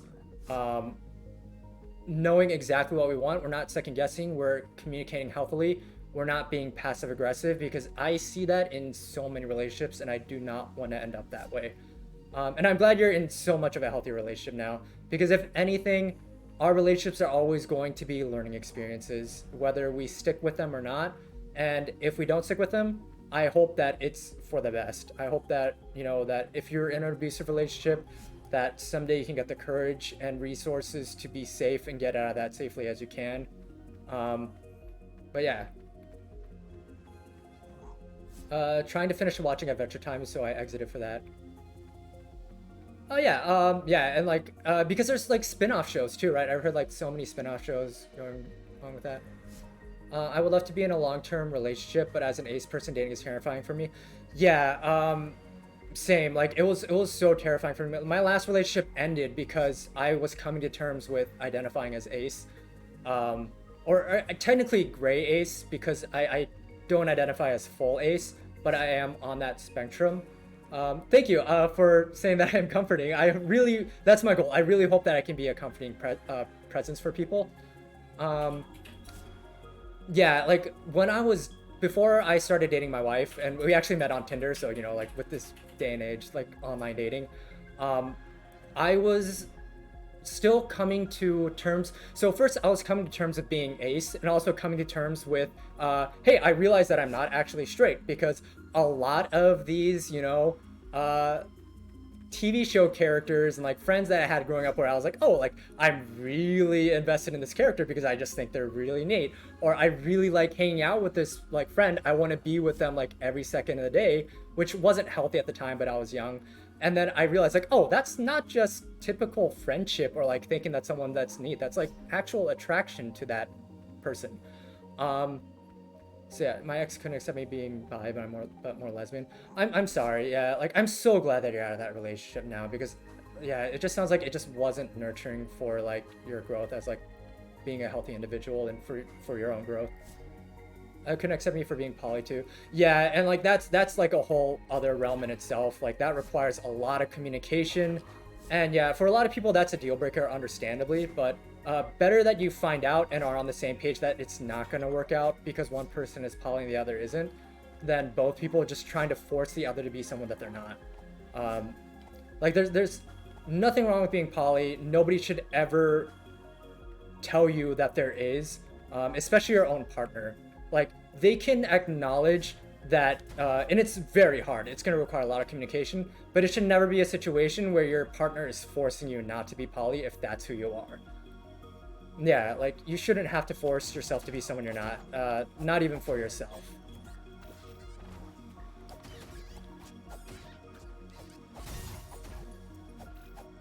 Uh, that your 20s crisis at all? Yeah, I feel like yeah, like we're all just crisis babies that have just grown up like during a weird time, and then even weirder things happen, and then weirder things keep continuing to happen. Um, I almost feel like being a Grace is worse sometimes because then people get even weird about it, which really sucks. Um, I'm lucky in the sense that my friends were very understanding. Um, Unfortunately, I don't really have a lot of ace friends. IRL, I do have some ace friends online that I met through different online communities. But my friends who never really heard of it were they're very supportive of it, and I wouldn't be at a place where I am now where I'm fully okay with and accepting of it if it weren't for them. Because I don't want to go too into it, but as you can imagine, being a person of Korean descent, I did come out to my parents few years ago, and it went about as you expect. Um, so yeah, people have been like you're arrow, ace, and lesbian. I think there's also like a lot of kind of misinterpretation, or like people make a lot of assumptions about what that means, because like it doesn't mean that you can't be in a relationship. Like no relationship is going to look the same for everybody. It doesn't mean that you don't care for a person, that you want to be with them in a way that's closer than just a friendship. It just means that you're not really into the conventional ways of it. I'm so afraid of having a relationship because I haven't transionate, and I'm afraid that they wouldn't accept me if I do. Yeah, there's a lot of communities out there. I know that there are increasingly amount of like dating apps for like people who are on a specific spectrum of orientation. Granted, a lot of them are just like just so rude in capitalism, where it's like just give me money and then it'll be fine, and then it just turns out like no, this is just very much not fleshed out, and like you have bots, like you're not actually what you present yourself to be in these apps. But yeah, I mean, hopefully, I really hope that that gets better. How does one figure out that they're ace spec? I've been kicking that question down the road for a bit. I can't speak for everybody. It's different for everyone. Some people just know off the bat. Other people have like suspicions that kind of grow. For me, I had no idea what asexual was. I come from I grew up in an area where that's just not really heard of. But my friend kind of heard me like talking about like ranting about like how I feel. He's like, "Oh, dude, you should really watch BoJack Horseman, and tell me what you think about this character Todd in BoJack Horseman." So I watched it and I was like, "That's exactly how I feel." And then he's just like, "Yeah, like that's what it is." And that for me that was such an eye opener. I was like, "Oh, like for me it was an eye opener where it's like it's not really common for you to be in a relationship where it's not a sexual relationship, and it hasn't been for 3 years, and you're okay with that and your partner isn't. And for me that was kind of the wake-up call as well, where I was like, oh, like that's fine, like I don't need it, you know, like it's not a very urgent thing for me. Like I guess it's nice, but like even then, like it's not like I have a super need for it. I can go without it just fine. And it for my last relationship, it very much was not okay for them. So I kind of had to. I'm not gonna fight you just yet. I had to kind of be the one to pull that plug and be like, I can't be the one to force you in this relationship just because we're too scared to let go of it when we're both not getting what we want out of it. Oh, no problem. Thank you for being here. No problem with lurking at all. I found about asexuality from a plant in science in class, and I was like, "That's me." Yeah, I heard a lot of stories about that too, where people that's how people found out, and that's how they relate. I'm like, oh, like when you think about it, like yeah, like that's never really been the case for me, but like that really makes sense for a lot of people who have gone through that, and uh, it's just framed in a way where you can understand it, because things are just so complicated nowadays with explanation, where just because you know like it is simple, that may not apply to you, but when it does, like it helps to have it simplified down. And that's not to say that to throw a blanket statement on everything and that um, you have to associate how you feel with words or terms, because that doesn't always have to be the case. Sometimes you don't always fit into a specific term because we are so obsessed as a society with like having to define everything and put a term to everything. But you know, it's life is complicated and we can't explain everything. We don't have to explain it. um, you don't always have to understand it as long as you respect it. I didn't have the hormone I needed to get a sex drive and didn't want sex. Yeah. And like I said, it's different for everybody. So it like we all relate to things in different ways. That doesn't mean that you know that it's any less valid. Labels can be helpful, but they can also be very restrictive. Yes, it's like a double-edged sword. Like if you're trying to find a way to define yourself, then it can be very helpful. Like for me, I was just trying to help myself understand it by putting terms to it. But if you're tired of people putting terms to it and you don't want terms put to it, that's more than okay as well, because everybody has different needs and wants in their lives, and um, they have every right for that to be met and the sense of their identity and who they are.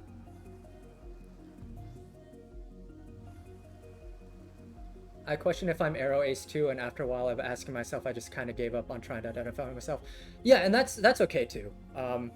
Sometimes it's easier to not try to put a term to it and just be like, this is how I feel, this is who I am. And those who love you will understand, and they won't try to make you explain yourself further, unless they're genuinely trying to understand and you're okay with you know taking the time to kind of explain it. But also you don't owe anybody an explanation, you know. It's all based on your own needs, and not putting yourself in a situation where you're uncomfortable and jeopardizing those needs in a sense.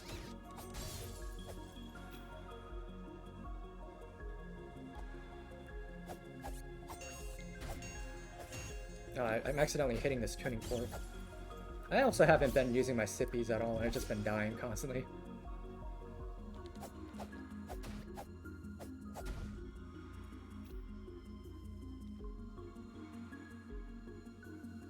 Oh yeah, I'm so sorry, Snazzy Jasper. Yeah, like that's never easy, and I can't even begin to imagine what you're going through. But I hope that you're in a much better situation now, and that that learning the healing process isn't always just gonna be like a linear path. But I hope that you have more good days than bad days, as um, you're kind of going through your healing process with that. I just like to go with it and see what happens, And yeah, that's awesome too. That you're at a point, because a lot of people go through life like not knowing that as well.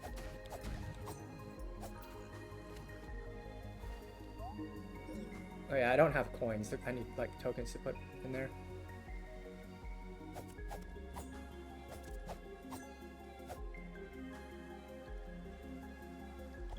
But yeah.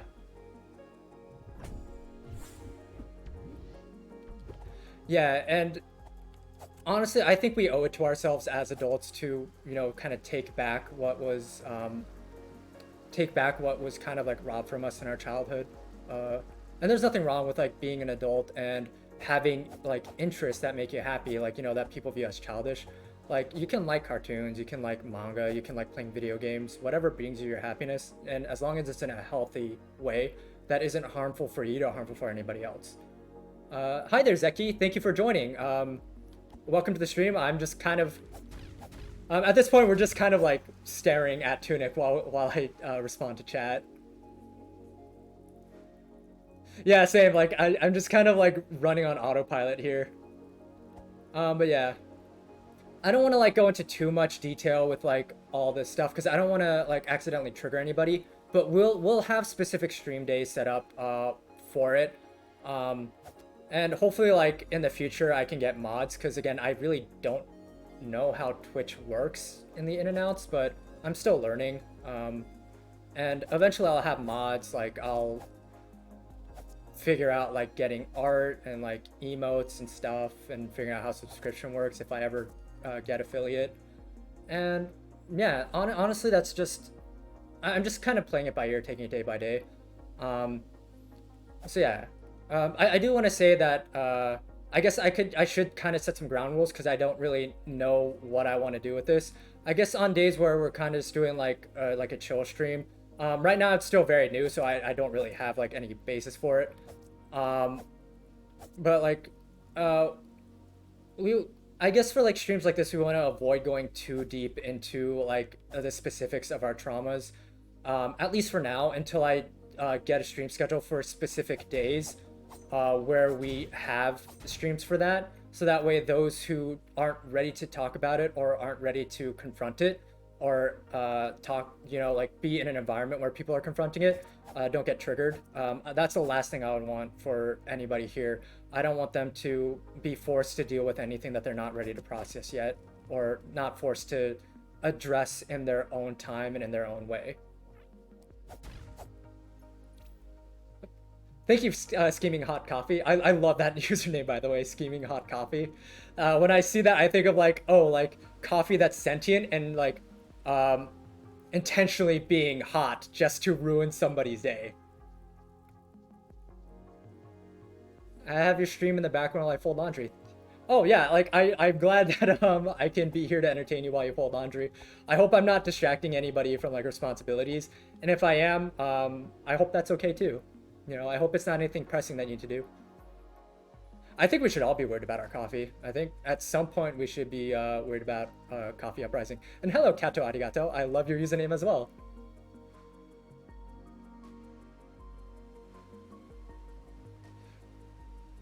Oh my god, I don't even know what I would do like if I became famous, because that wasn't even really on my radar.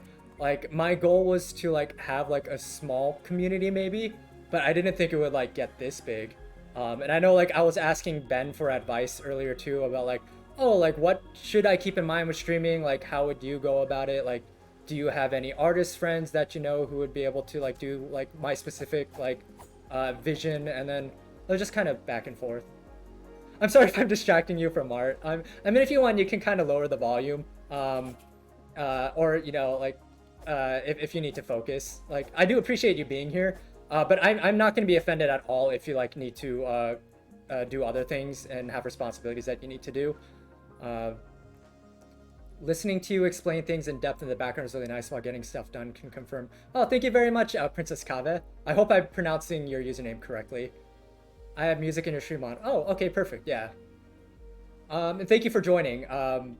I so just I guess just kind of like re-summarize. I've been playing Tunic. If you don't know the game, I'd be more than happy to explain it again. And then my friend Ben, Ben be voicing. If you aren't here from his chat, or his channel, I highly recommend giving him a follow. He is just an absolute amazing guy. He's been there for me for so much of my adult life. I met him in college. He's a voice actor, a streamer, and he's just an all-around hilarious guy and very nice. You've probably known some of his work. So you might have known him from Attack on Titan if you're a fan of that. He is Peak's dad, I believe. He's also the Jaegerist. He's also done additional voices. He's Pedro from One Piece. He's also done additional voices for One Piece. What else has he done? He was in some video games. He was in a lot of anime. Recently he was casted as Andy in Undead Unluck. He was also Neku Sakuraba in The World Ends With You anime. Which, funny enough, that's like whenever I can't think of anything to watch while I'm working out, that's just what I put on, because I just have such a nostalgic love for The World Ends With You, and I was so happy that I was getting an anime, and like it blew my mind when Ben told me that he was casted for it, like after he was allowed to like publicly announce it, because I was like, dude, like that was a game that we talked about back in college, that we like bonded over, and now you're actually in it. Yeah, that's fine if you never watch those. I highly recommend it. Yeah, and you most likely watched a project that he's in, because I'm just giving like rundown. Oh yeah, he's also in Genshin Impact as well. I can't believe I completely forgot that, because I don't play Genshin Impact. I may start up, knowing that he's in it.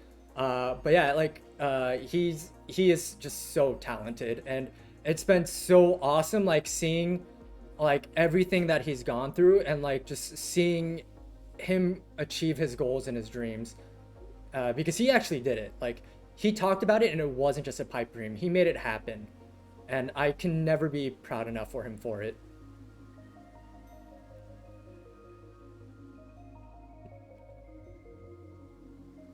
So yeah, I don't know. Because someone asked earlier if I would consider voice acting. Honestly, I think that chapter in my life has closed.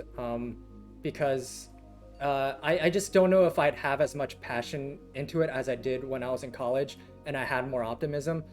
Now I'm just kind of like, I don't know if I would want that for myself.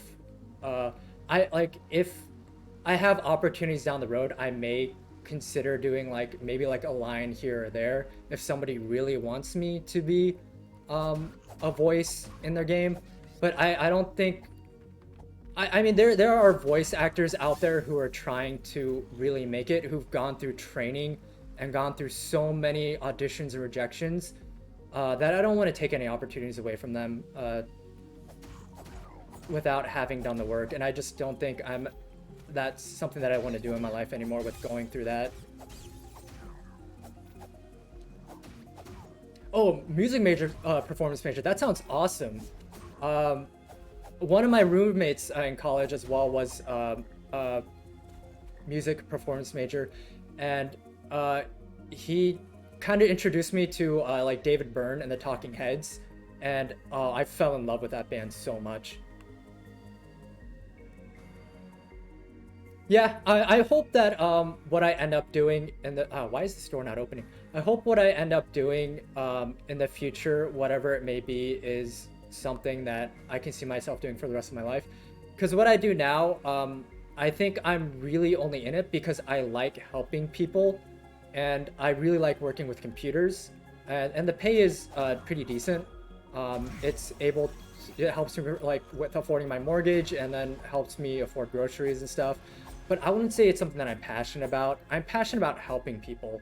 I'm not passionate about being yelled at by clients who think that they can bully me around just because they spent a lot of money to a company that I don't run, that I don't manage.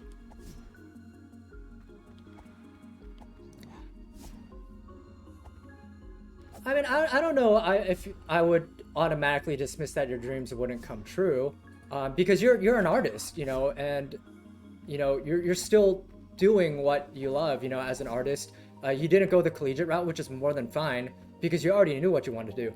I think that college to a degree can be a scam because if you don't absolutely know what you want to do, then college is like, oh, you don't know what you want to do? Perfect. We can ask you to pay us more money until you figure it out. Even if you do figure it out, we're still going to require you to pay us to take these core classes that have nothing to do with your major, just because you can say that you've been well-rounded. I'm playing game and losing. Yeah, that's what I'm doing too. I don't even know how many times I've died. Yeah, and that's the thing too. Like, so there's such a stigma and like expectation that you have to finish college in 4 years. I think that is crap. Um, I hate that college isn't free because you should have all the resources needed to become who you want to be, without the pressure of having spent so much money on it. I want to be a writer, but that takes a lot. I mean, you could start off doing one thing and then pivot to another. Uh, like you can have your art be a platform that uh, gets people into your writing. As someone who spent 10 years, do you have other social media? I'd love to draw some fan art for you sometime. Oh, yes. My Twitter and I have a TikTok, but I don't really use it. I just made it for the sake of saying that I have one. But my Twitter is, oh, thank you, Lucy. So when you're saying he has a Twitter, you're talking about me. So yes, I have a Twitter on my about section here, I think, on Twitch, if you want to follow me on there. And I'm always available if you want to DM me. I do say that if you want to DM me, I don't interact with minors in DMs. I'm fine with, I don't know. I guess for now I'm fine with minors watching the stream because I can't really control what you watch, and it's not my place to tell you what to watch. But just like know that like it will get heavy in the future with the conversation sometimes. If that's not for you, that's fine. I do curse. I try to keep it at a minimum, but um, thank you, Lucid. Yeah, one of my friends, my longtime friends, decided to raid me, and it was just wild. Like I was so nervous when it was happening because I had no idea what was happening. But yeah, like if you want to do fan art, I do have like a 2D model being worked on by another artist for like actual VTubing, because this PNG is kind of just like a placeholder until I get it. Um, and if you ever want me to commission you for art, I don't really want you to have to put so much work into it for free. I'm more than happy to commission um, you for because you deserve to be paid for your artwork, especially if it's artwork that I really like in terms of art style. Um, yeah, so yeah, sorry, I should have been clear about that from the beginning. I'm more than fine with minors watching some of my streams, as long as you know that that there is cursing. I want people to. I will say that I do need to kind of like expand on my rules a bit in my about and in the chat. I don't really condone like sexual conversation. Like I don't really want like people coming in here like doing like horny posting or anything like that. So I do ask people to refrain from that, especially if minors are going to be here. But I don't want minors like messaging me on Twitter because I that just doesn't make me comfortable, and I don't think uh, as you get older, you'll want a lot of people who are older than you to interact with you on an internet platform as strangers.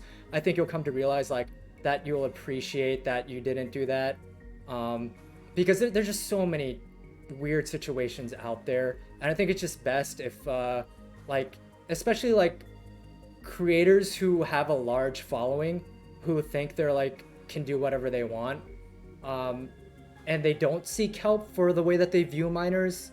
I don't want to go too in detail with it because that's like a whole other thing, and I don't want to bring the chat down. But yeah, that's just kind of like a ground rule for me, is that I don't interact with minors in like DMs or anything like that. And as always, just keep it appropriate. Like if you DM me anything inappropriate, I am going to block you.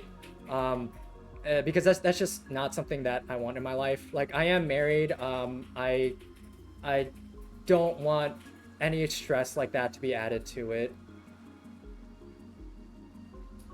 Yeah, exactly. And it's good like to have that awareness as a minor as well. And that's what I really like as well because when the internet first started, there was no written law, there were no rules, there was no guideline for how to behave on the internet because nobody knew what it would become.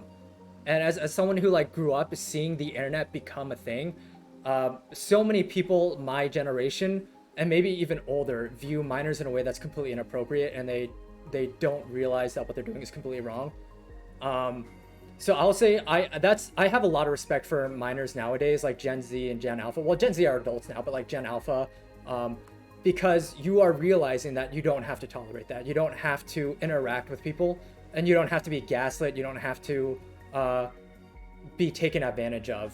And more props to you because when I was a kid, we didn't have that. We just craved attention, especially if we had like not great home lives, and then people preyed on that, and nobody should do that. Let's see. I'm gonna look at your art right now. Yeah, like definitely if you have the time and if you don't mind, give Lucci a follow. Just like because I am commissioning them for an emote because it's funny. Just the other day, no, this happened literally yesterday. I have Chopin playing, like on my screen loading on like the stream is starting screen, and Twitch ended the stream and flagged it as copyright for music, and I'm like, is Chopin copyrighted? Because he's been dead for a long time, and I don't think he has any living family members that would just claim ownership over his music. So I Googled it. I was like, yeah, it's public domain. I don't know why they flagged me. So we kind of had a meme joke about like, oh, like what if I showed up to Twitch? Like if it happens again, what if I showed up to Twitch with the receipts dressed up as Chopin to kind of drive home the point? Like, yeah, like you messed up. And I think, and we kind of had the idea. So now they're going to commission like an emote where it's my avatar looking like Chopin. So like dressed in that like classical like music like era boom of like clothing. So I'm really excited for that. But I mean, no rush on it though, because again, I won't even be able to use emotes until I hit affiliate. So don't worry about it. And yeah, and if I'm still growing this channel, so like you can see like my banners, like or not even banners. Oh, I don't want to get shot at.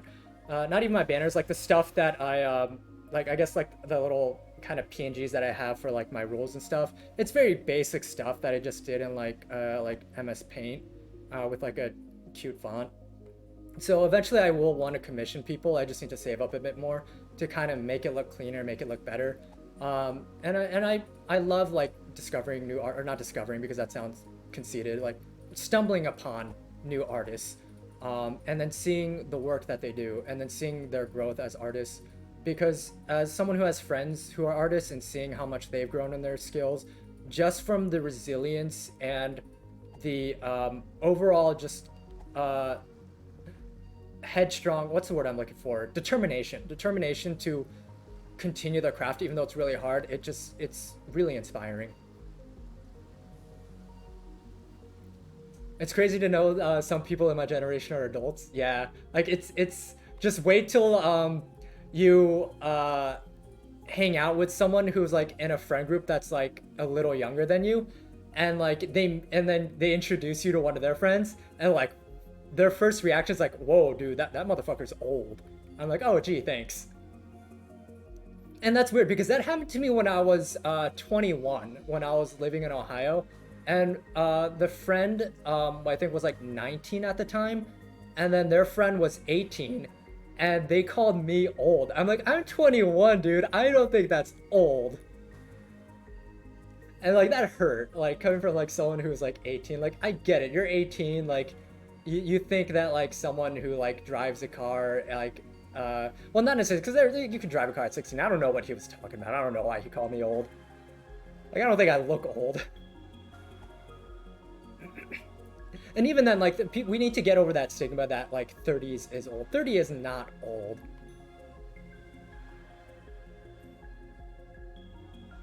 It's happening right now from 7 to 18 years old. I'm 18. Yeah, I oh god, like it's weird because like that also comes to show that like people are like sometimes like they don't know what they're talking about. Like it's just their own frame of reference.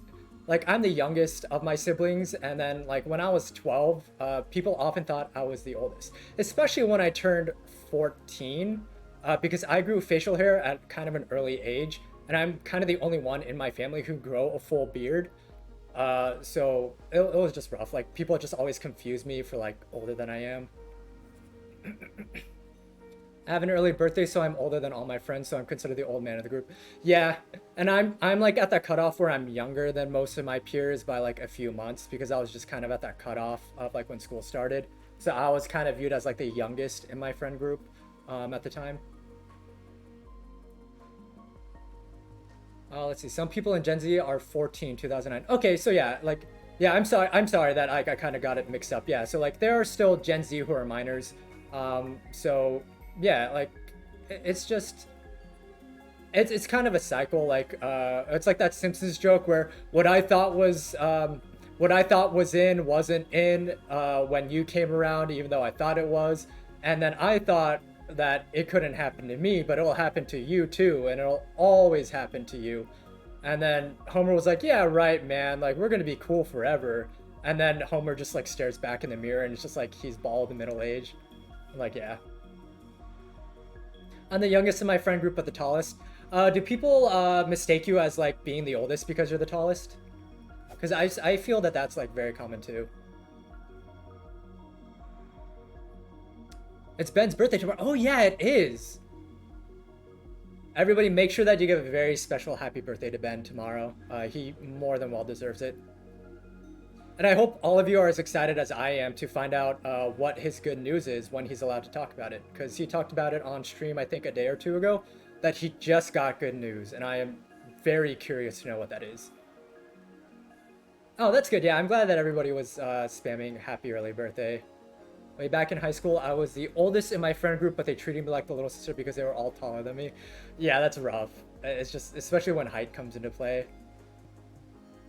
It's especially funny when they still treat you like that, but you're like the most responsible one out of them, so you're the one always bailing them out of trouble when they do stupid stuff.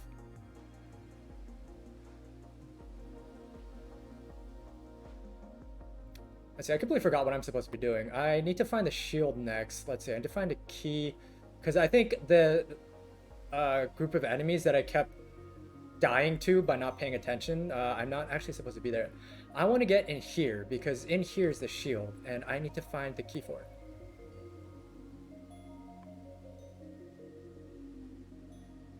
Though I'm usually clean shaven and I look rather young. Yeah. I'm younger than my roommate, but I'm still like the mom friend.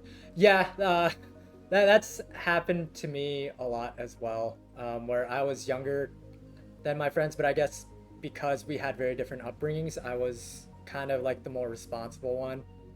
And I was always kind of the one making like sure that they were getting their work done, that they were like, making sure that they're taking care of themselves. Um, I meant to say today, I don't know why I sent yesterday. Oh, okay. Oh, yeah. Um, 5'4" in my late teens. As a guy, I hate being short, bro. Hey, yeah, like there's such a fixation on being short, but I think that's like, I think that's inflated to the sense on the internet. Where in real life, if you go out and interact with people in real life, there are plenty of people who don't care what your height is. Like I see it so much where people complain about like their dating life is rough, because they're 5'4" or like shorter. Because like I knew someone in college who was 5'4" as well, but he was a really attractive guy, and he let that kind of get in his way, his insecurity.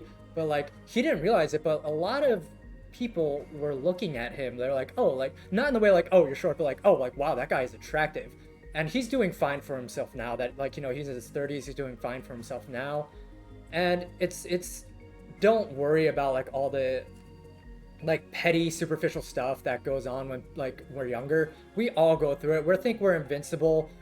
We think that we are owed everything, and it's just a part of life. Like that, it's just you have to let it run its course, and then people will notice you. Just present yourself in the best way forward. Try not to be a toxic person. Try to be as supportive as you can.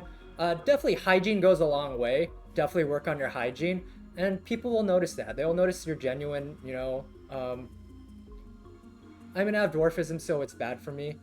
Yeah, I mean, it really does. I mean, I can't relate because I mean, I can't relate to to dwarfism. Um, but I've never been tall. Not saying that it's comparable in any way, shape, or form. It's not. Um, but you know, if you it's become a part of your life. If you own it, then I feel that it it goes a long way. People pick up on that confidence. It's like what like if you're a fan of Game of Thrones, it's like what Tyrion says, like uh, wear it like a suit of armor, because then nobody can hurt you. Like own up to it, make it your own, because then as soon as people get off of it, unless it's the internet, because in the internet everyone's just cruel, it's just first impressions. But it's also a skill to learn to not let things on the internet bother you. um, I want to be a lot taller for myself. I wish to look down upon my puny friends and laugh at their crying short faces.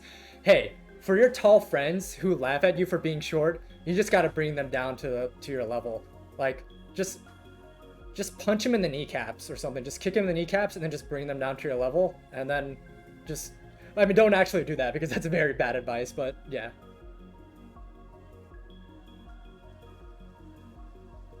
My bro-in-law has a friend with dwarfism who is a seriously cool and hugely successful guy. Yeah. One of my best friends, his cousin also has dwarfism, and he works in movies. Like, he's sending him photos like all the time, like being on set and stuff. Like he worked on the Robert Pattinson Batman movie, I think. It was either him or his mom, but I know like he also works in the industry. So yeah, I mean like it's definitely possible. Like it's like those who won't make it a big deal will accept you for who you are, and those who don't do not need to be in your life. Like they don't deserve you in their lives. They can just be bitter about it. He works in movies. Oh, sorry, no, he works in movies. Sorry, like he works in film. I mean, hey, like depending on the type of film, he could work in movies. And I'll leave it at that. I don't want to dive more into that conversation. Being a female is hard though because you get looked at when you're with older guys. Yeah, like I can't even pretend to know what that's like. I mean, just I can't imagine the struggles of just being a woman in this world in general. Um, all I can really do is just kind of be as supportive as I can. Where if you see something weird going on, speak up. Be someone who can help them feel safe. If they don't, you know, feel like if they don't know you and they feel like, oh, like I don't know this person, like they may be a threat, like maintain respectable distance and just make it clear that like you're not a threat to them in a way. Yopikari, yeah. Yeah, especially in Ohio, because like I've had some really questionable interactions in Ohio where I thought I could have actually been in danger if I escalated it. So I just like had to like try not to bait an argument. 7 foot tall unicycle. That's the answer to almost every problem. Get a 7 foot tall unicycle.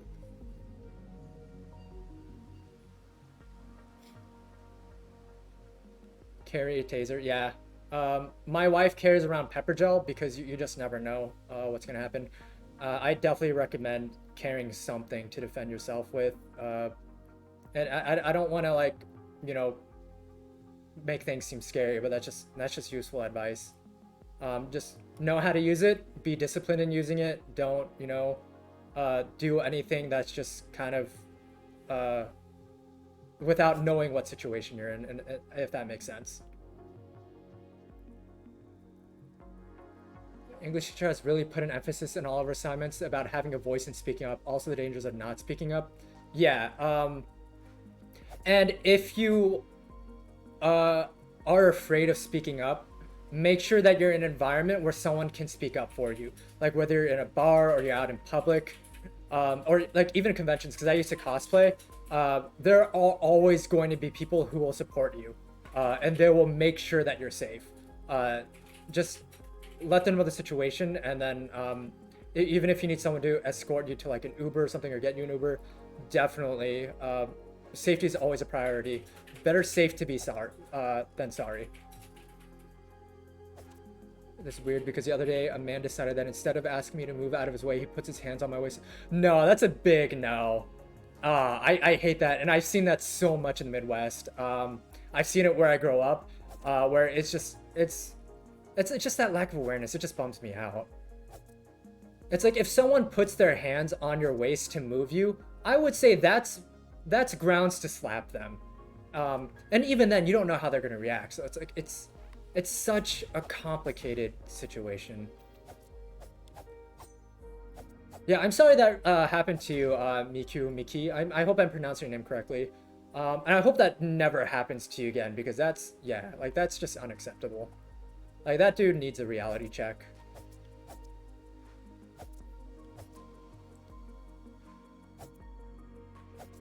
Yeah, like, oh man, like, don't even get me started on the TikToks of like people kind of like stealth recording other people like doing really like shady stuff, like shady shit.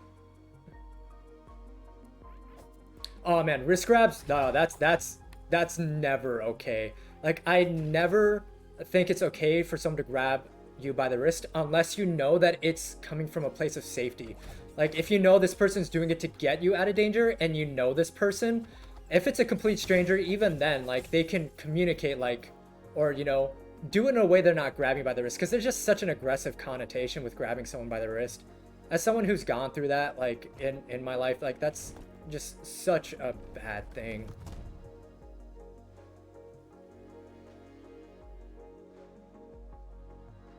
Yeah, exactly. Like that's what makes it so complicated too, because like he just may be a giant man child and value his pride over your safety, which is just beyond me. I can't ever imagine valuing my pride over somebody's safety and just being that self-absorbed. And it's just like I know it's just like about like uh just upbringing and like the environment they grew up in, but it's never too late to learn. That's the thing. It's like people who say that they're too old to learn, that's too late to learn, because oh, that's just the way that just the world was when I grew up. Well, the world has changed. You have to acknowledge that. It's not the same place that you were in when you grew up. And to be honest, it wasn't that world when you grew up. You made it that world. Women were still uncomfortable even back then.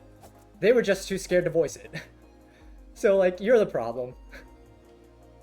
If I was able to, I would have punched him. And I'm not even. Yeah, like that would have been more well deserved. Personally, and kudos to like sticking with taekwondo and knowing just any form of martial arts because, as someone who's taken martial arts as a kid who, completely fell out of it because I just couldn't remember like the forms and I was just really bad at it, and also I was a kid. I high a lot of respect for those who are able to stick with it, especially like I understand it's like out of necessity because it's self-defense, but and like as a man I can't even or someone who identifies as a man, I can't ever relate to needing that as a necessity and feeling like just being out in public in the dark is just a risk. um I more power to you. And yeah, like especially in retail, like because like that's retail, like you're in a place where this person is working, like because you always expect to feel safe in your workplace. You should always expect to feel safe in your workplace.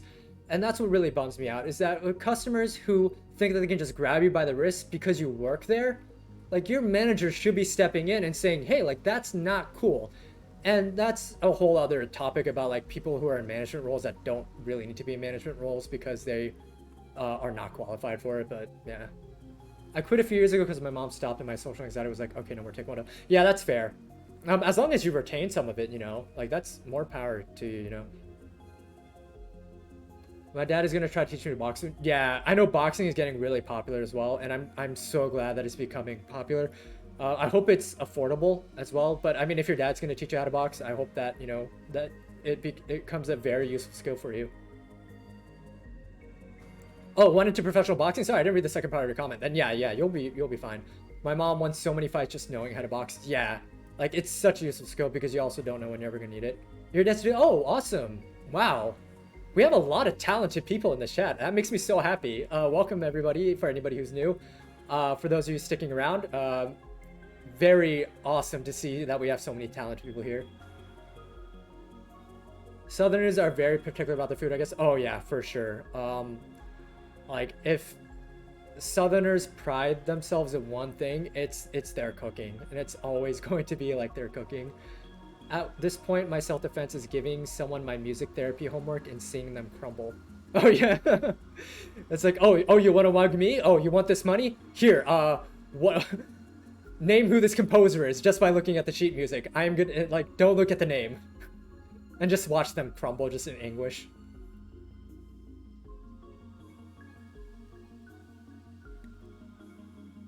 Respectfully, these Southerners deserve a solid punch to the gut. Yeah, like that, like a lot of, like I said, like there's a lot of good things about different cultures, but like even regional culture, but there are a lot of things that are wrong that people need to unlearn and then just pivot towards. Like Southern culture, Southern hospitality is great. Like just that mentality of, oh, like your car's broken down on the side of the road. Yeah, like a stranger like stops by to help you, but like the prejudice and like the microaggressions really need to like we need to put an end to that, man.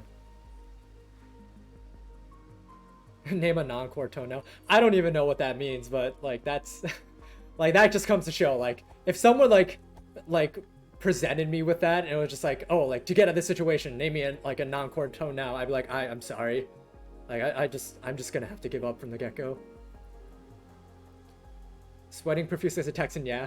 I recently went to Texas and I was surprised at how large everything is there. Like, people tell you that everything is bigger in Texas, but you don't really think about it until you see it. Because, like, I went to a Whataburger in Texas and I got a medium drink and it was the size of a large where I'm from. I was like, oh man, like this is a medium? Like this is such a good deal. You guys should come here. We hate everyone equal here. Yeah, I live, so Ben and I, went to school in New York. I hope he's okay with me saying that. I don't know if he's transparent about that. I'm not going to specify where in New York for the sake of his privacy.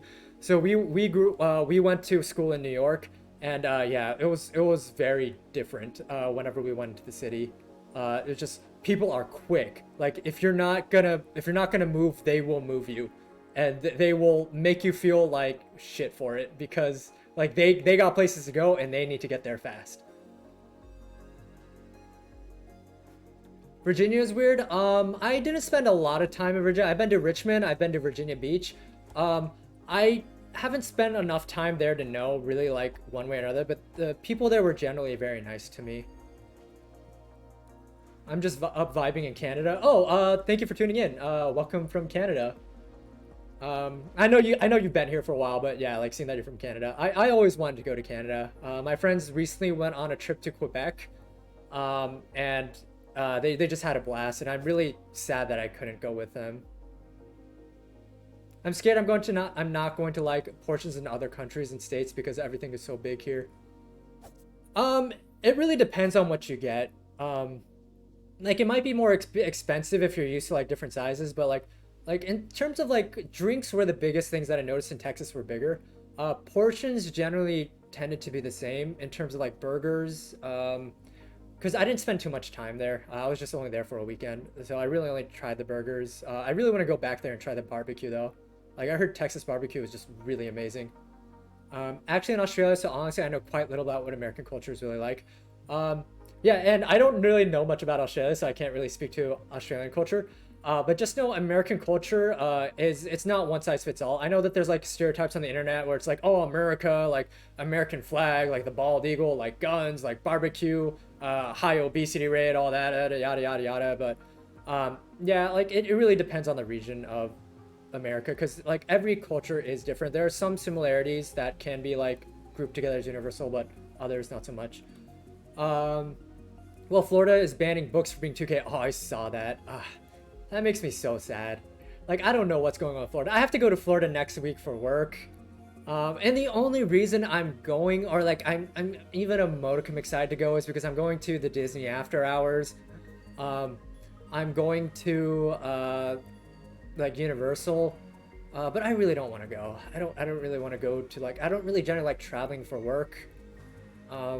Texas Roadhouse. Oh, I love Texas Roadhouse. Though that cinnamon honey butter with those rolls. I took my wife to Texas Roadhouse for the first time in her life, like maybe like a year ago or close to a year ago. She absolutely loved it, and I can't wait to take her back again because it's just the rolls alone are so worth it. So start there. Oh, sorry. I read the message that you posted, not realizing that auto mod like held it. I'm still getting used to the functions of Twitch. I really need to get a mod soon. let's see. We do hear a lot of that. But mind you, we have our own version of that here. Just less bald eagles. Okay, yeah, that's fair. Yeah, sorry if that was confusing because like I was reading the chat that Florida's banning books for being too gay, not knowing that Automod flagged the term gay, um, which is interesting because I didn't think that term would get flagged. Like I get if it's like used in a derogatory sense, but like come on, like we're in 2024, let's not use it as a derogatory sense anymore. Like we're taking back that word.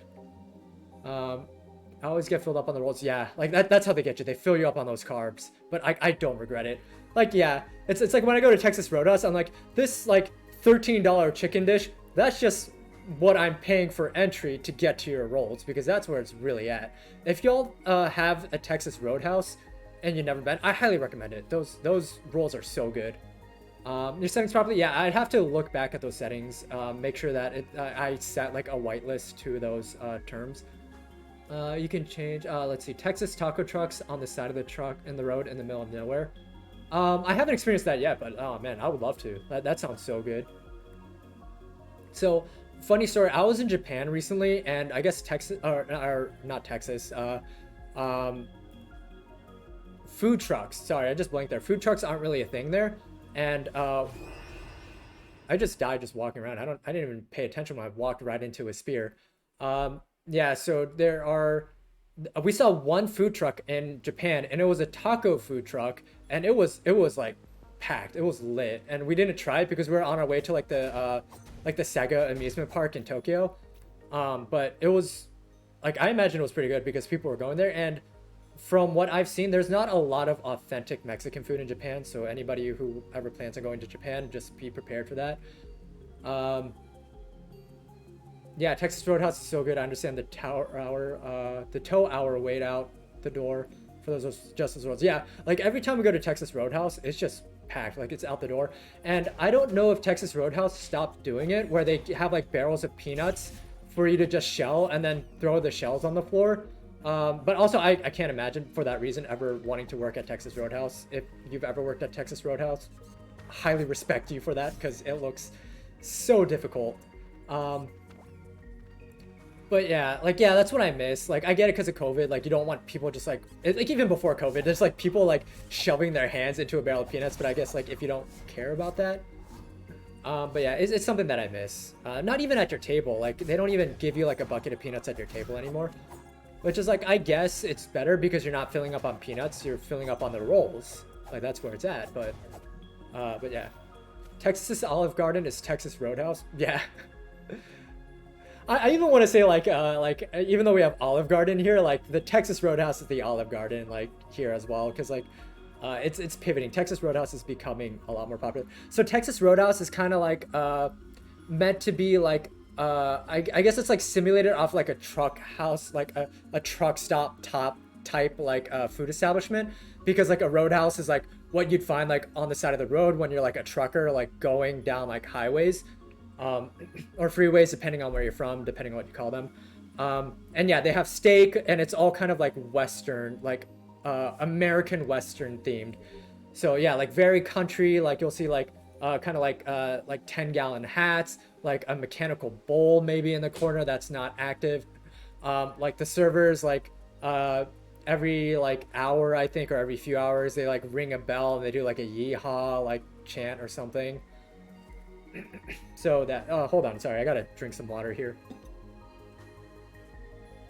So yeah, I highly recommend it if you have it in your area, because they have rolls, but they have cinnamon honey butter that goes with the rolls, and the rolls are already kind of sweet, and the cinnamon honey butter, just makes it, just elevates it. It is a fever dream. I will say a lot of the gimmicky restaurants in America is just a fever dream, or even around the world. I'm sure that there's like always going to be gimmicky themed restaurants that just feel like a fever dream.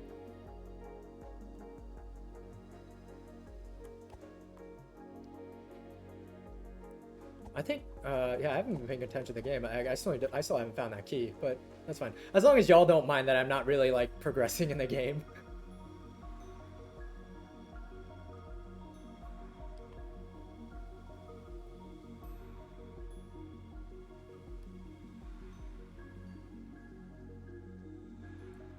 Oh right, yeah. That's a good point. I didn't even think that like those type of establishments wouldn't be in Canada. Have you heard of Olive Garden? Sorry. Yeah, just be prepared that like I love food, I love cooking.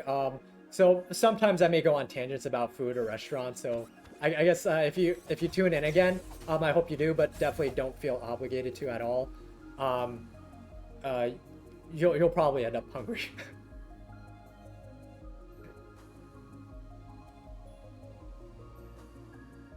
Yeah, that's what's cool about the game too. I hope you can hear the music as well. The soundtrack is just amazing. Yeah, Olive Garden isn't bad if you want like Italian food on a budget, but even then, like Olive Garden is getting a bit more pricey. I want more authentic Irish food. I've always wanted to try authentic Irish food because all the Irish restaurants here are just like quote unquote American Irish. So it's like, oh, like what you'd expect Irish food to be like, but yeah, Olive Garden messes up my stomach all the time, but I love the Alfredo so much. Yeah, I feel that. Uh, I'm the same way. That's why I had to like for the good of my like stomach lining and just like I have had to like stop getting Alfredo from Olive Garden because I'm also lactose intolerant, but like I completely don't listen to my body about my lactose intolerance, and I often forget to take lactate, but eh, we're all human. In most Olive Gardens across the US, there is a picture of a small child in a striped shirt eating a giant ice cream usually found in the... Oh wow, Lucid. We have a celebrity in the chat then. That's awesome. I know exactly what you're talking about. Like were you like a specific model for that or like was it just like by coincidence? Recently visited Ireland again and authentic Irish food is just carbs and comfort. Oh, that's like right up my alley. Soda bread, oh, say less. Lactose intolerant people rise. Yes, so many people who can relate to so many of these struggles. That makes me so happy. Like finding people like finally like in real time who can relate to like a lot of it. Yeah, dare with consequences. Yeah, and it's up to us to decide if we are brave enough to face those consequences. We're just hardening ourselves. We're just stealing ourselves to be like to be stronger. They picked you by coincidence. Yeah, that's awesome. That makes me so happy, Lucid. Like that's like wow, like that's so awesome. Like I'm awestruck that like that you're in this chat. Like thank you so much for coming back and for supporting me. I really appreciate it. Oh yeah, like milk I'm fine like by itself not having, but dairy like or I mean milk is dairy, but like like milk processed into other things like especially cheese, I will never give up. Pizza, cheese sticks, like Alfredo, like I will. Oh, I mean, I had to give up Alfredo because that wrecks my stomach more than other things. But like, I will just never just give up straight up cheese. Drinking anything that's basically straight milk makes me sick though. Yeah, milk hits me harder than cheese. Like, but I specifically get like lactose-free milk for that. Yeah, cheese. Whoever invented cheese, man, like they deserve like a Nobel Peace Prize because like I feel like cheese has also brought so many people together. Like we probably don't know, but cheese probably has like it's like that Boondocks episode. Like cheese always diffuses tension. Like if you think someone's gonna attack you, just offer them a plate of cheese. It'll confuse the hell out of them. But like, who's gonna say no to cheese?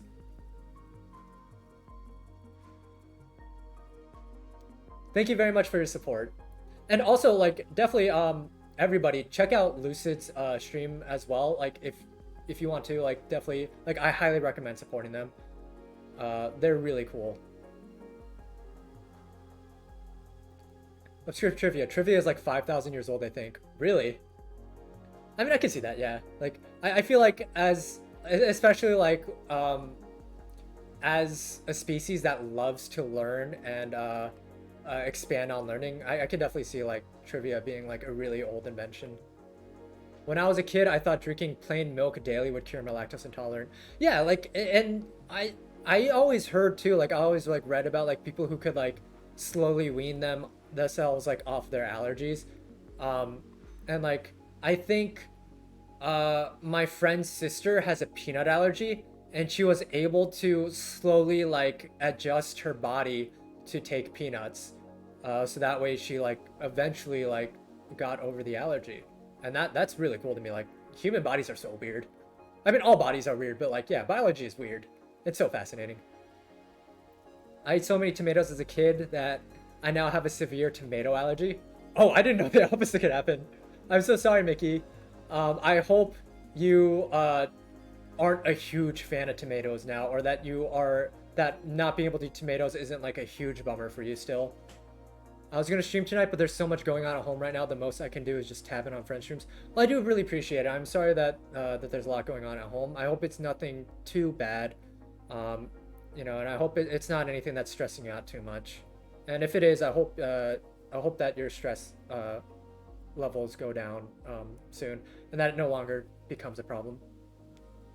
I have a horse allergy, but I've never seen a horse. That's so wild to me. I mean, yeah, that makes perfect sense because like we're just all have genetics that's predisposed to stuff. Um, but yeah, like hopefully you never get in a situation where you accidentally like someone is just like, oh, like hey, like hey, like Teddy, like we happen to just bring you a horse. Like I hope you enjoy it, and then all of a sudden you start like seizing because your throat closes up. I hope that never happens to you. Last time I ate tomatoes was when I was like 5, so I don't remember what they taste like. Oh, okay. Um, yeah, I mean, tomatoes are definitely acquired. Or like you either love tomatoes or you hate them. I don't really know anybody who's just like lukewarm about tomatoes because tomatoes are very bitter. So if you're not into bitterness, it's like very watery and bitter. It's like imagine biting into a grape, but it's just all bitterness. Um, so like people really like that, but others don't. Oh, okay, gotcha. Well, I hope you have a productive, day as well, and that you're able to take time to relax. The saliva of every animal, cats, dog, horses. Oh yeah, it's wild what our bodies will be allergic to. I had a friend back at university who was whose dad is a pediatrician, and because his dad is a pediatrician, he learned what his allergies are. He's allergic to grass, he's allergic to dirt, he's allergic to his own sweat. So I'm just like, wow, man, that's wild. Like he had a full list of things he was allergic to, and when we lived in dorms, he and his roommates had to deep clean the apartment every 2 days because they couldn't track in dirt, they couldn't track in grass or anything like that. I think he was allergic to certain cleaners as well, so they had to be very picky about what cleaners they chose. Because yeah, he just couldn't be around it, otherwise his throat closed up. My ex-brother-in-law is allergic to meat that comes from hoofed animals, cows, pigs, things like that. He's got bit by a Lone Star tick. That's my worst fear, like being bitten by a tick and then becoming allergic to meat. Like I would not be able to survive, or I mean I could survive, but I'd be very upset if I couldn't eat red meat. Dermatologists often do skin tests to figure out if you have a certain concern of an allergy. I did that once because I ate a Nutri-Grain bar and I broke out in hives and had to go to the emergency room. And to this day, they couldn't figure out what was in that emergency, or not in that, yeah, that emergency room that made me allergic. No, they couldn't figure out what was in that Nutri-Grain bar that I was so allergic to because I had hives. And normally when I get hives, when I have something that I have an allergic reaction to, I try to just wait it out or like get an EpiPen, but I didn't have an EpiPen on me. So I tried to wait it out. And then I woke up 2 hours later because I took a nap trying to wait it out. I took a Benadryl, took a nap. I woke up and my legs were feeling like they were on fire and my body was just completely red. So I was like, yeah, I should drive to the emergency room. And they're like, that's a good thing that you did because you were about to go into anaphylactic shock. I was like, oh. So that was fun, but yeah. So now I just avoid Nutri-Grain bars. I'm allergic to gun oil. Oh wow. How do you clean your guns then? Do you just wear gloves, like latex gloves, when you do it, and like wear like a respirator mask, or like not a like a respirator mask? Yeah. I got an allergic reaction at my friend's house, and I still don't know what caused it. Yeah. Like allergies are so weird. Like I'm allergic to so many things that I don't even know what they are. I thrive without me at TBH, the only meat I really I thrive without meat. The only meat I really like is turkey. Other than that, I mean that's good. It's really good to like eat like white meat instead of red meat as well because it's just healthier. I also like try to like not eat red meat as much. I try to stay on chicken and turkey, but um, yeah, but it's so good.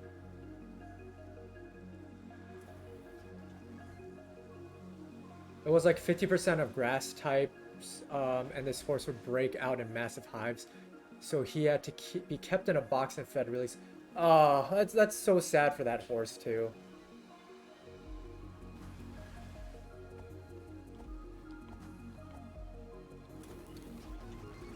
Oh yeah, yeah, that's fair. Yeah, that's illegal where you are. Yeah. Oh, that was an embarrassing way to die. Went through proper channels again. Yeah, yeah, yeah. Lucci is in the U.S., so it's especially in Ohio. It's very easy to get a gun. He was the absolute sweetest horse. I'm sad I don't get to work with him anymore. Yeah, I mean, it's a good thing that you were able to that you're able to spend time with them though. I was like, I'm pretty sure they really enjoy the time they spent with you as well. Because from what I've heard, I never really interacted with many horses, but I always hear about how intelligent they are and how they have like are capable of having like great senses of humor, and that they can just be really compassionate.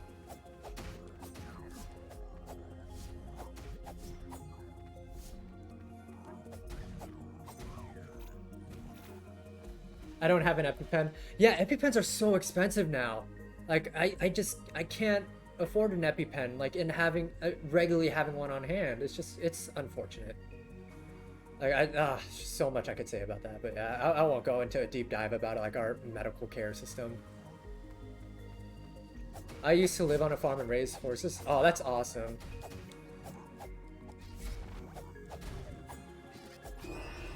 Yeah, I'm just like tilting at this point, but I don't even care. People don't realize how huge horses are. Yeah, like and yeah, like horses like like they scared me at first when I saw a horse, but like I like and then I realized like oh like it's not gonna do me any harm. Like as long as I don't try to antagonize the horse, it's gonna leave me alone. I have a lot of friends who do horseback riding, even though around town they'll just kind of go everywhere like a car. Uh, Oh yeah, yeah. Yeah, in Ohio there's a lot of Amish country as well. So you'll just see like horses like pulling carriages like on the road, and you just there's signs like letting you know that you have to like abide by those like road laws, like to not pass a carriage like on a horse, to like be patient, and just treat them like you would treat them as a vehicle. I spent 15 years training and working with horses, and the smaller ones are always the more difficult ones I found. Oh, that's interesting. I never really thought about that. I wonder why that is. Like, why the smaller ones are just more difficult to kind of train. I used to ride my horse to school. Oh, that's awesome. Just like showing up at school like on a horse. Like if that was the norm, like for people, then like yeah. But like if that's like people like just didn't really like ride horses to school, um, that like that'd be awesome. Like you just like pull up on your classmates and you're like, oh, like I feel like a knight, just like going on a quest. Except the quest sucks and it's school. um, I went to my grandma's cousin's farm for senior photos, and they have horses. Those horses are buff, but they were demanding pets and attention. Most of them are literally just big dogs. Yeah, that's good. And as long as the horses also have awareness that we are fragile and that like buff horses can easily like do us some serious harm. Your school's in a farm. Yeah, that's fair. And that's cool. Like you're known as like the person who went to school on a horse. That's just always gonna be interesting no matter what. Like that's like the type of person just like, oh, I want to know that person. I want to know who the horse riding person is.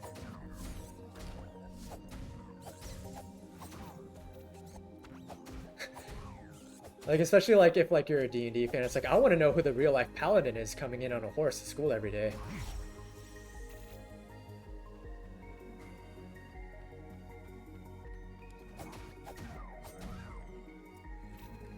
I also keep forgetting that I have sippies to restore my health. You know, I can actually just... I haven't done this yet. I'll just go through here. Sorry if this is a spoiler for anybody, but this is something that you can do like at these platforms for anybody who is looking to play Tunic.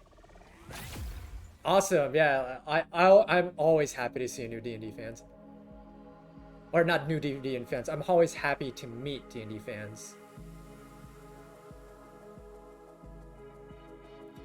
Once, oh my best friend is constantly in casting crutches because of her horses. Every spring since 3rd grade, she gets hurt some way. That's how you know she really loves horses. That she's breaking bones and still doing it. That's dedication. I'm a forever. I'm also a forever DM. I at this point, like I have no problem with it, but I just have so much fun DMing games. Maybe I'll do a stream of that like one day. Is just get some people in voice chat and just run D&D like one shot on not D20, roll 20, and just have fun with it. You know, like I would love to do that someday. Just like do like maybe like a 3 or 4 hour like session for anybody who really wants to like get into D&D. I got Tiny Tina's Wonderland today. Oh, nice. I saw you tweet about that when you were downloading that you had a surprise game. I really want to,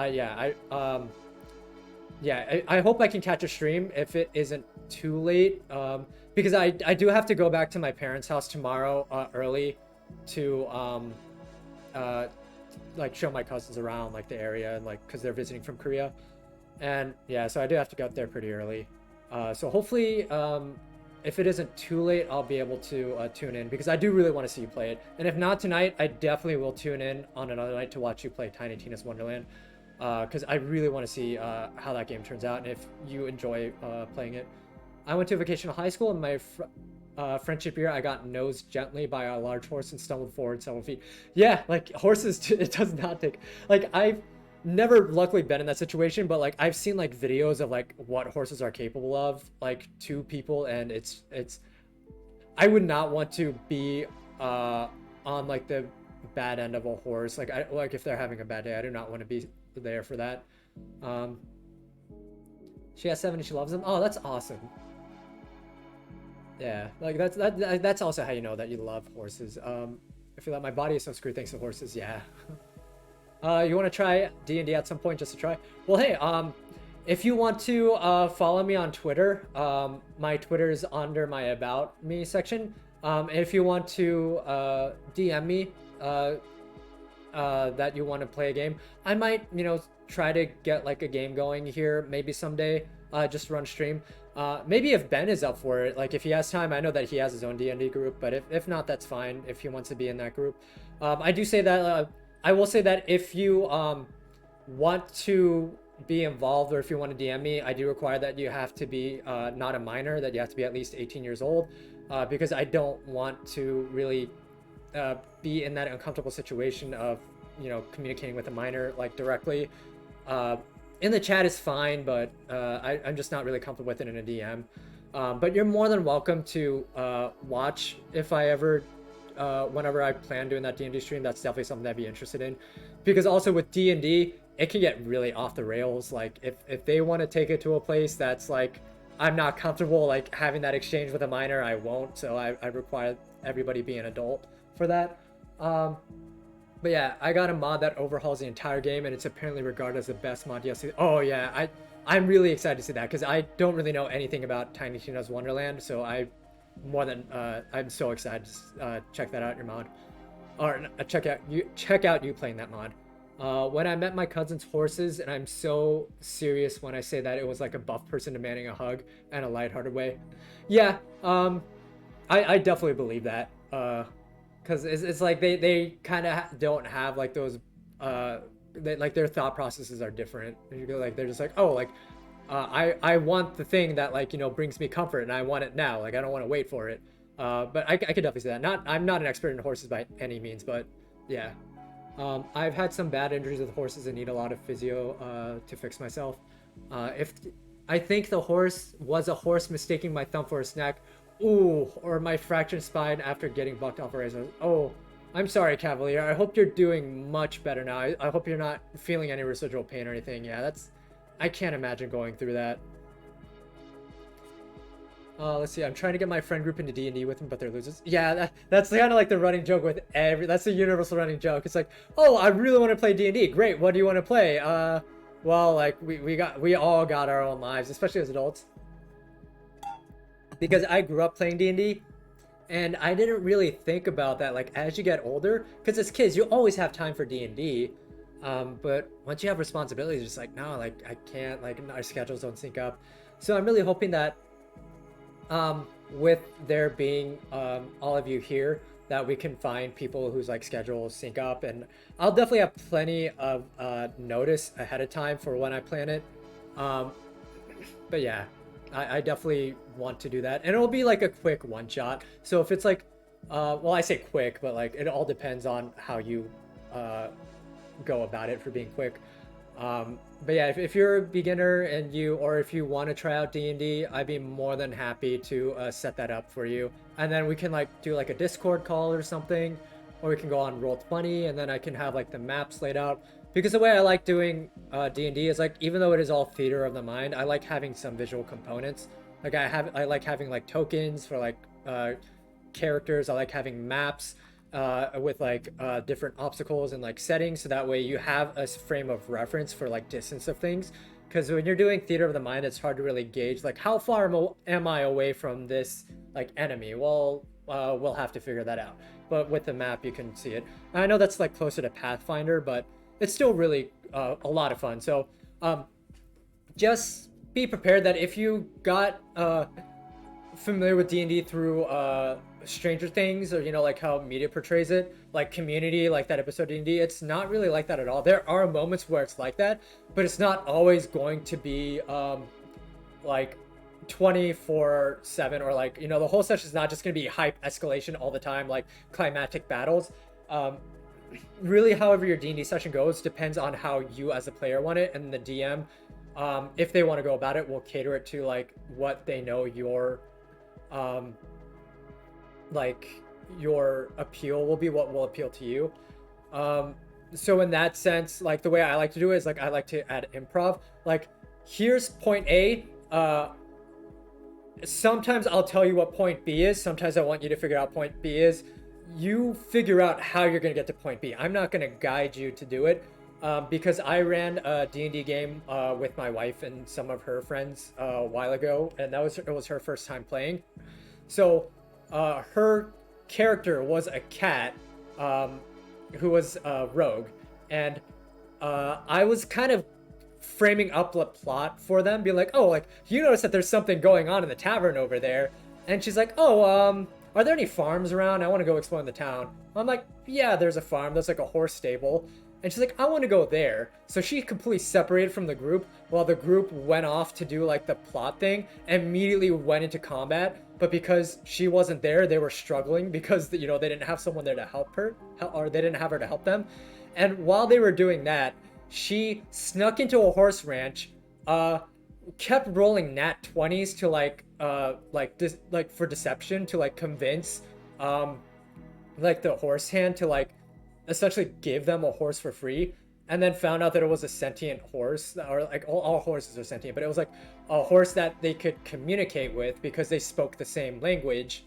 And then they decided to go back into town, and then instead of coming back in with a horse to help their party who was like struggling in this combat inside this tavern, they decided to start performing street magic with this horse for money. And then they made a lot of money from all the commoners while their party was just bleeding out in this tavern.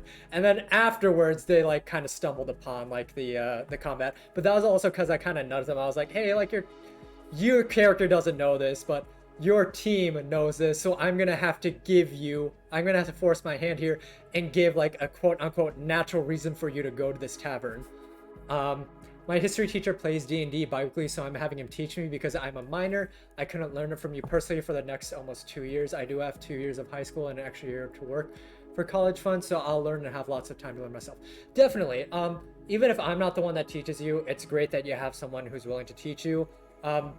I know that there are a lot of schools that are having like after school D&D programs that are getting popular because of Stranger Things. Like my coworker, she tells me all the time about like how her daughter has like her own D&D group like through the school, and then they meet up at the school library after school, and the library is super chill about it because they have to work anyway, like after hours at the library. So they just let them have D&D there as long as they're not being super loud. But even then, I think it's like they have their own private rooms that they can go to if they are being loud. My current D&D group banned bards to avoid boss seduction. Well, I mean, if the DM like wants it to go that way to avoid boss seduction, but it's like, I'm not gonna throw shade at your DM, but I will say that they're a coward for not allowing for boss seduction because uh, I had a boss fight. Or no, like so I'm running a Disney World themed homebrew campaign right now for my friends, and I had them uh go through this Pirates of the Caribbean world because like they portal to Pirates of the Caribbean world. They completely avoided it by keep rolling nat because they kept rolling nat 20s to like deceive Hector Barbosa and to giving them like this like key that he didn't know what it did, and it they touched it and immediately teleported them back to where they were supposed to go. So they completely skipped this entire world that I had designed for them that was supposed to be the entire session. So I was like, what is happening? Yes, I'm essentially doing a Kingdom Hearts game in D&D. I'm glad that you caught that because that was my inspiration for it. My inspiration for it was Kingdom Hearts in the old SNES game of Disney World because I really want them to and I have like I have like different maps. I got like a Disney World map that I like kind of like blew up and then like got it printed out for them to like navigate through the different parts of Disney World. And once we're done with the campaign, I want for all of us to go to Disney World.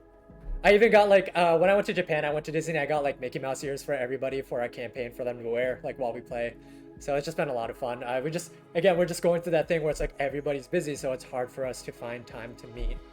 Um, let's see. My last character was a music performance magic user. Oh, that's awesome. So it's like you're magic. You're like a wizard, or like what is it like a paladin or warlock? Not paladin or warlock, and you're like your channel of using music or magic is through your music instead of just like having like let's say like a totem or a channel for your or like physical channel for your or like a staff or wand for your magic. Yeah, once I get through with it, if we want to, it's a bit of a longer campaign, but once I flesh out like what like because like they're also kind of my test group with it to kind of flesh out like, oh, how can I like tweak it to make it so that way there's not like a quick solution, like say tricking the big bad of that world to give you the item that you need to teleport back to Disney World so that way you don't have to deal with them anymore. Um, I would love to try to run it on stream. I know it's a bit ambitious, but I would love to set aside time to do that. Um, okay, no problem, Skimming Hot Coffee. I'm sorry that you have COVID. I hope that you feel much better soon. I'm so glad, and I'm very thankful that you decide to stop by the stream. I hope to see you again in the future as well. Hopefully, I'll have a schedule. I normally tweet beforehand when I'm going to stream. This was kind of last minute because I wasn't expecting to stream tonight. I got home a lot sooner than I thought I would. Um, so if you want to like follow me on Twitter, that's when I'll be able to post when I'm going to announce when I'm going to stream. And I promise I'll have an actual schedule fleshed out by February. I won't be able to do it this month because it's a very busy month for me because I have to travel to Florida for work. And yeah, but by February, I promise I'll have a schedule out. I'll be able to stream more regularly. I feel so lost. I don't play D&D. No one wants to teach me. Hey, thank you for joining, Jeannie. We're just talking about like for those who want to get to D&D but haven't played it before. That I would love to run a D&D session with like on a like through Discord and like use like roll20.net to like just kind of have like all the maps laid out and the character tokens so that way we can play and then the chat can interact and watch us play in real time so that way we can all just kind of have like a D&D kind of moment all together. Uh, let's see. Oh, let's see. I want to finish the game, but it's in storage, and I need at least which game? Sorry, I missed a whole bunch of the chat there. But yeah, Jeannie, if you like hanging out here and you want to see when I stream again, you can give me a follow on Twitter, and I will announce when I'm streaming, and I'm definitely gonna announce when I'm gonna do a D&D campaign on stream. The more I talk about it, the more excited I get about it, so I definitely want to try it. I also have a friend who streams, and he also has a D&D podcast. I highly recommend you check it out if you want to get into D&D. They talk about like the way that POCs are depicted in D&D. It's called Three Black Halflings. You may have heard of it. If you haven't, I highly recommend you go check them out. And yeah, they're just really great, and I just love just everything that they do, because they also stream video games. Their Twitch, let me post it in chat in case anybody's interested in it. Their Twitch is called Casual Quest Live, I believe. Let me double check because I might be butchering it a little bit. Let's see. Sorry, I gotta scroll through. Let's see all these. Sorry, bear with me for one moment. I gotta. Oh yes, it is called Casual Quest Live. So if you want to go ahead and give them a follow, they stream. They're streaming Metal Gear Solid. They have like Baldur's Gate 3 streams. So I think if that's up your alley, definitely check them out. But don't feel obligated to if you don't want to. That's fine. Thank you very much, Jeannie. Yeah, if you want to give me a follow on here as well, you can be notified when I stream. I don't really use a lot of social media. I have a TikTok, but I don't really use it. I probably should more, but I don't really know how to edit videos. But yeah, if you want to tune in the future, I'll definitely. I don't know if you can post announcements through Twitch. If you can, then I can definitely post announcements about when I'm gonna stream D&D session. I think we'll start with like one shots, and then if people really want to get into it, then we'll do we'll do the maybe full campaigns. Twitch added stories recently. Haven't tried it myself though. Oh, then yeah, I could figure out how to use that. I'll look up some tutorials and I'll do that. So anybody new who wasn't here before, I just started streaming like 4 days ago. Even before then, I wasn't really knowledgeable about like the ins and outs of Twitch. So I'm still learning. Like I'm still watching other streamers and I'm still learning as well. But yeah, thank you very much for tuning in. I'm playing Tunic. Well, I'm just kind of like idle right now, but I started playing Tunic, and then my friend Ben be voicing. If you're not joining from his stream, I highly recommend checking him out. He's a voice actor, and he streams. He's really great. Once you get affiliate, you can sort stories. Okay, so once I get affiliate, then I can, or if I get affiliate, I'll add stories. But yes, if you're not here from Benby voicing stream, I highly recommend checking him out. He is just a phenomenal person, very entertained to watch video games with, or watch play video games. He's also a voice actor. You may have seen him or heard his voice in One Piece. He's Pedro. He was Neku Sakuraba in The World Ends With You. For the English dub, he's gonna be Andy in Undead Unluck. He's just got a lot of projects that I highly recommend watching and checking out. Oh yeah, and I keep forgetting he did Kaveh from Genshin. Sorry, I don't play Genshin, so yeah, it's just yeah, Jeannie, if you're coming from his stream, thank you for joining. I was not expecting him to raid me, so that was a very nice surprise because I kind of had a bad day today, or I was kind of in a bad mood. So this was a really nice surprise, and I thank you all so much for sticking around with me still. If you're coming from a stream, because I know you don't have to, stick around after a raid, but I do really appreciate that you stuck around it because I think it's been over an hour since that raid started. So I cannot thank you enough for sticking around. I'm just way too lazy. We'll need to work on posting various places more. Yeah, like I feel that, like I because it does feel like a full-time job, like trying to like balance all the social media because I never really use it in this capacity. But yeah, thank you very much for joining. I really do appreciate it. But yeah, let's see, what can I do?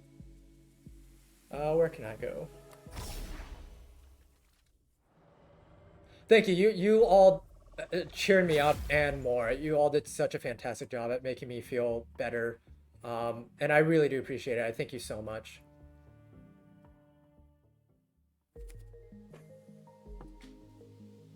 Thank you, Princess Kaveh. I hope you have a wonderful night or day wherever you are. I hope it's relatively stress-free, and I hope that if you're going to bed, that you get plenty of rest.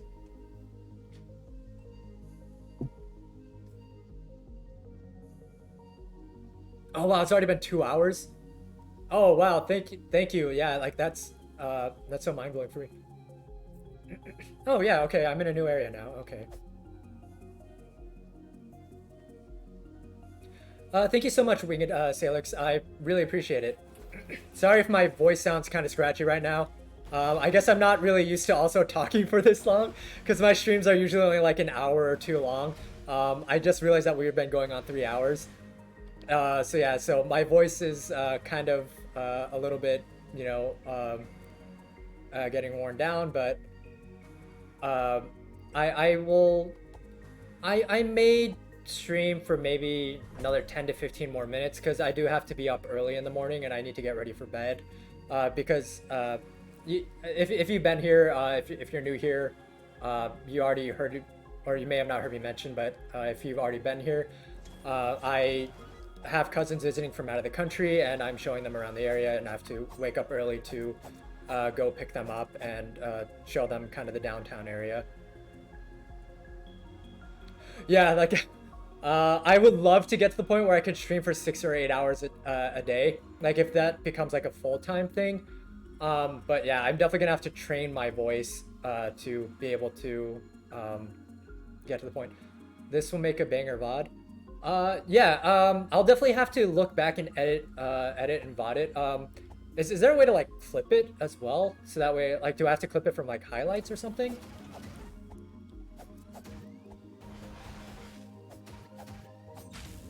Uh-oh. Ready to explode.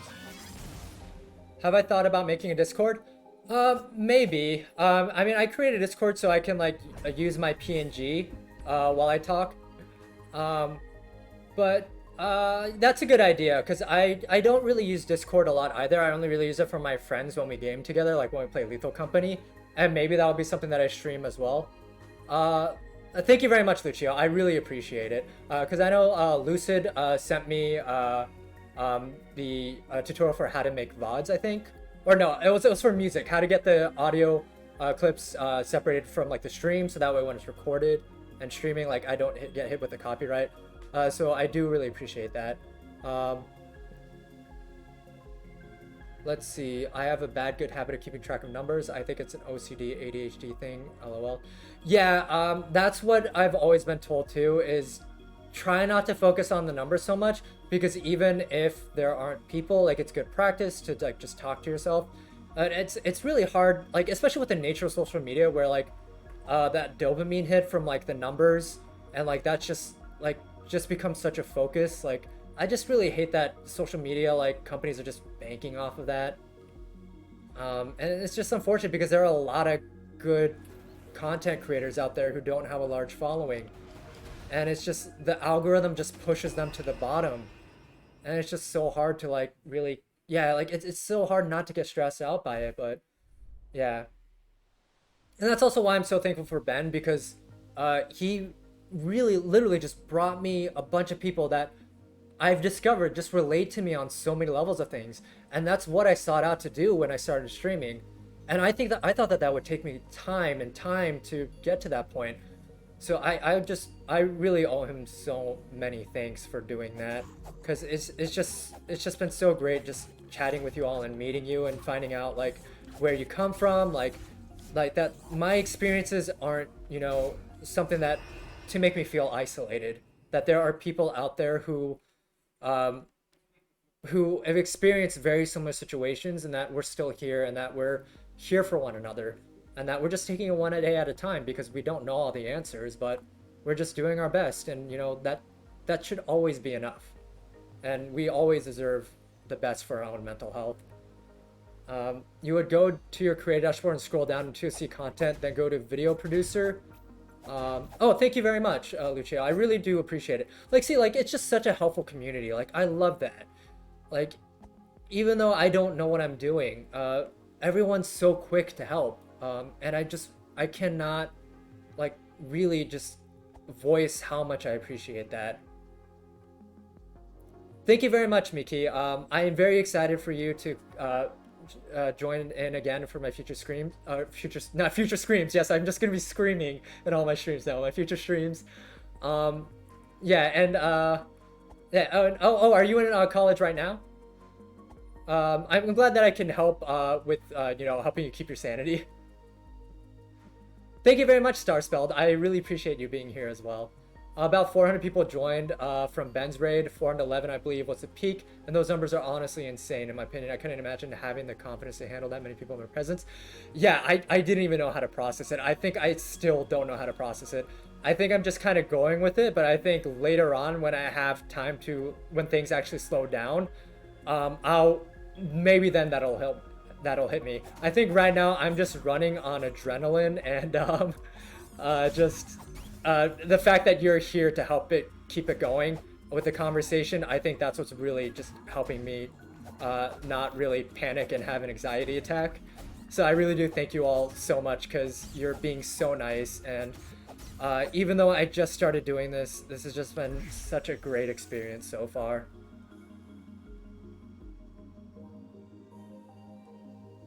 Thank you so much. Yeah, I hope that your League game is going well. My brother plays League, and from what I heard, it can be very stressful if your team is not all in sync. I haven't played League myself personally, but I've seen some streams playing League, and it does look very stressful and intense. So I hope your game is going well. Thank you very much, Teddy. I think, yeah, I think I've gotten more comfortable as well. And I think it's just like you all said, it's just practice. Um, I'm glad you're having so much fun. I'll definitely be tuning into more streams of yours. Thank you very much, Snazzy. I really do appreciate it. Um,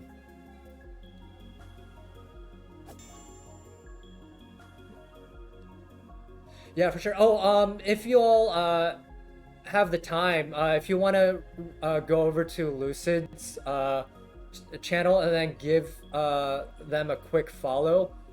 Definitely, like, don't feel like I'm forcing you at all. Like, that's fine if not. But they're very close to reaching the follower requirement for affiliate. And if you want to give them a quick follow, that'd be great. I would very much appreciate it. In the future, I would love to do a thing where you like kind of like I want to do like a giveaway because I've seen a lot of people doing that on Twitter. But like, I don't want you to follow me to join the giveaway. I want you to follow like a specific streamer that like has helped me from the very beginning. Like Lucid and Lucci have just been so great. And I say from the beginning, even like it's been a long time. It's only been 4 days. Like if it wasn't for Ben rating me, I would still be at 3 viewers. I'm pretty sure, max of 5 viewers. So I really am thankful that you're all here.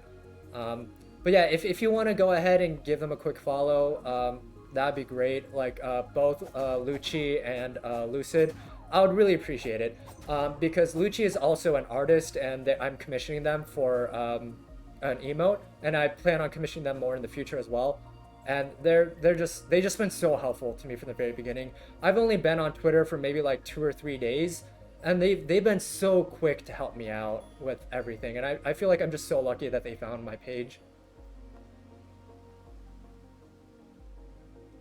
Oh no, I'm always happy to because like we're all small content creators, and I think we really make the community like worthwhile, and I don't want to say me like as I included that because I've only been here 4 days. Like Lucci has been doing this for 2 years. Lucid, I don't know how long you've been doing it, but I'm sure it's been much longer than 4 days. And I think I just got lucky, like that, Ben just happened to be around when I was streaming. And I want to keep it moving, if I can. Like, I don't want to just make it all about me. Like, I definitely want it to be about, the people that help me. Because we're all here for each other. Thank you, Renri. I really do appreciate you stopping by.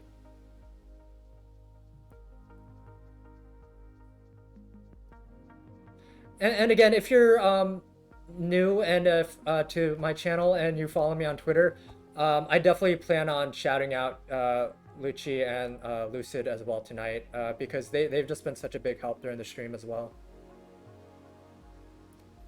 Thank you very much, Snazzy. I also try to watch small creators as much as I can because Twitch just really wants you to watch like the big streamers, and like not like nothing against them, like because they're making great content, but I want to be there to help make the day of someone who may be at like 1 viewer or maybe 2, and I try to participate in their chat as much as I can.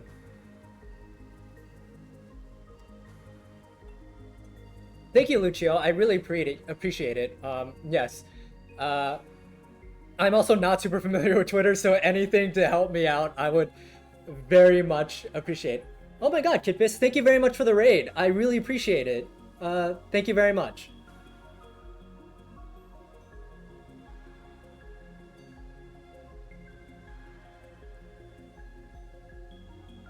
Thank you, and hello everybody who's coming from Kippis's channel.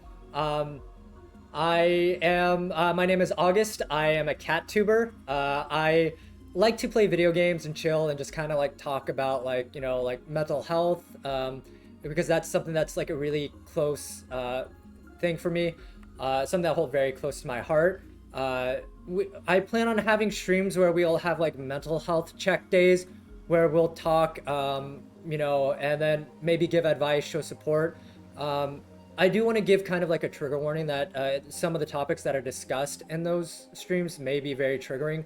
So I want to make sure that those who aren't wanting to face that risk accidentally join in on the stream and then get overwhelmed. So I'll definitely post on Twitter this is going to be that kind of stream. I'm also planning on having a schedule actually set by February, so that way you'll know ahead of time what days those streams will be. Otherwise, it'll just be like just hanging out, watching me play video games. We may do like a watch party for like shows every once in a while. And eventually I would love to run a D&D game on stream for like for the viewers, you know, for people who are here who've decided to come and spend time with me out of their day and want to learn how to play D&D. I would love to give something back by teaching you how to play D&D, especially if you don't know any DMs or you don't really have a friend group who is into D&D, or you maybe have people in your life who want to get into D&D but your schedules don't sync up. I want to be the one who helps you with that, to bring you to the world of D&D so that you can see how wonderful it is. Let's see, I love watching streamers like Ben and some creators I discovered from DSMP, such as Wilbursuit and Quackity, but small creators are so fun. Niachu was a small creator for a while and my favorite for a while. It's been fun watching her grow and even extend her audience to more German-speaking viewers since it's her first language. Oh, that's awesome. Yeah, that'd be awesome to like see. Like, I love seeing that. Like you feel like you have to pivot to another language to try to appeal to another audience, but then in the process you find people who are in your own native tongue, so you're more comfortable speaking to them. I would love to find people like who speak Korean who would like be able to join the chat. Even though I'm not great at reading Korean, it would be nice to be able to interact with some people in Korean because I don't know a lot of people who speak Korean. Even though I'm not great at it, I know enough not to get my parents mad. But yeah, like it'd be great. But yes, I don't know if anyone followed the raid, but I went to raid because I thought I enjoyed your vibes. Thank you very much, Kipis. I still appreciate it. Like any support is widely appreciated. It's just more than I could have expected, and I really do appreciate it. Oh, hello, Scarlett. Thank you for the raid. Thank you very much. Hello, everybody. Wow, the raids just keep coming. I don't know what to say. Thank you very much for joining. My name is August. I'm a cat tuber. I like to show support to people who may be struggling mentally. I like playing video games and providing a safe space for people to be able to focus on their mental health and maybe get something out of it. I really don't know what else to say other than that. I'm still trying to figure out this channel. I'm very new to this. But I will be happy to kind of go more into detail as I figure it out, and I will have a actual stream schedule by February. I promise you this. I work a lot, so I'm trying to get my work schedule more in place by maybe setting specific boundaries to my workplace, and allowing me to stream more regularly. Thank you very much. Yes, Tunic is very great. I am sucking so much at it because I completely forgot what I'm supposed to do and I'm very distracted. But I highly recommend Tunic. It's such a great game, especially if you're into Soulsborne games and if you love Legend of Zelda. It's just so nostalgic. Like I keep doing this, but like the menu screen here, if I go to the instruction booklet, the instruction booklet you pick up as you go along the game to learn how you're supposed to progress through the game is in the style of an old strategy guide that you get when you buy video games. And if I move it here, you'll see like an old CRT screen style of like the video game. And I cannot recommend this gaming enough. It's just so nostalgic. I feel like rating has pressured you to reintroduce yourself a bunch. That's fine. I mean, I really wanted to get in the practice of uh, being able to gain that confidence on the spot and be more composed and learn how to be more articulate on streams. So I feel like this is great practice for it. Um, I think I'll stop in about 8 minutes. Yes, I am supposed to go to sleep soon. Thank you for reminding me. I think I'll stop in 8 minutes. Am I allowed to raid another person? Um, if you're all okay with that, I would love to pass it forward and raid another small streamer who's streaming right now. Thank you very much, Kippis. I really appreciate it. Let's see. How can I start a raid? Just so I know that for when I log off.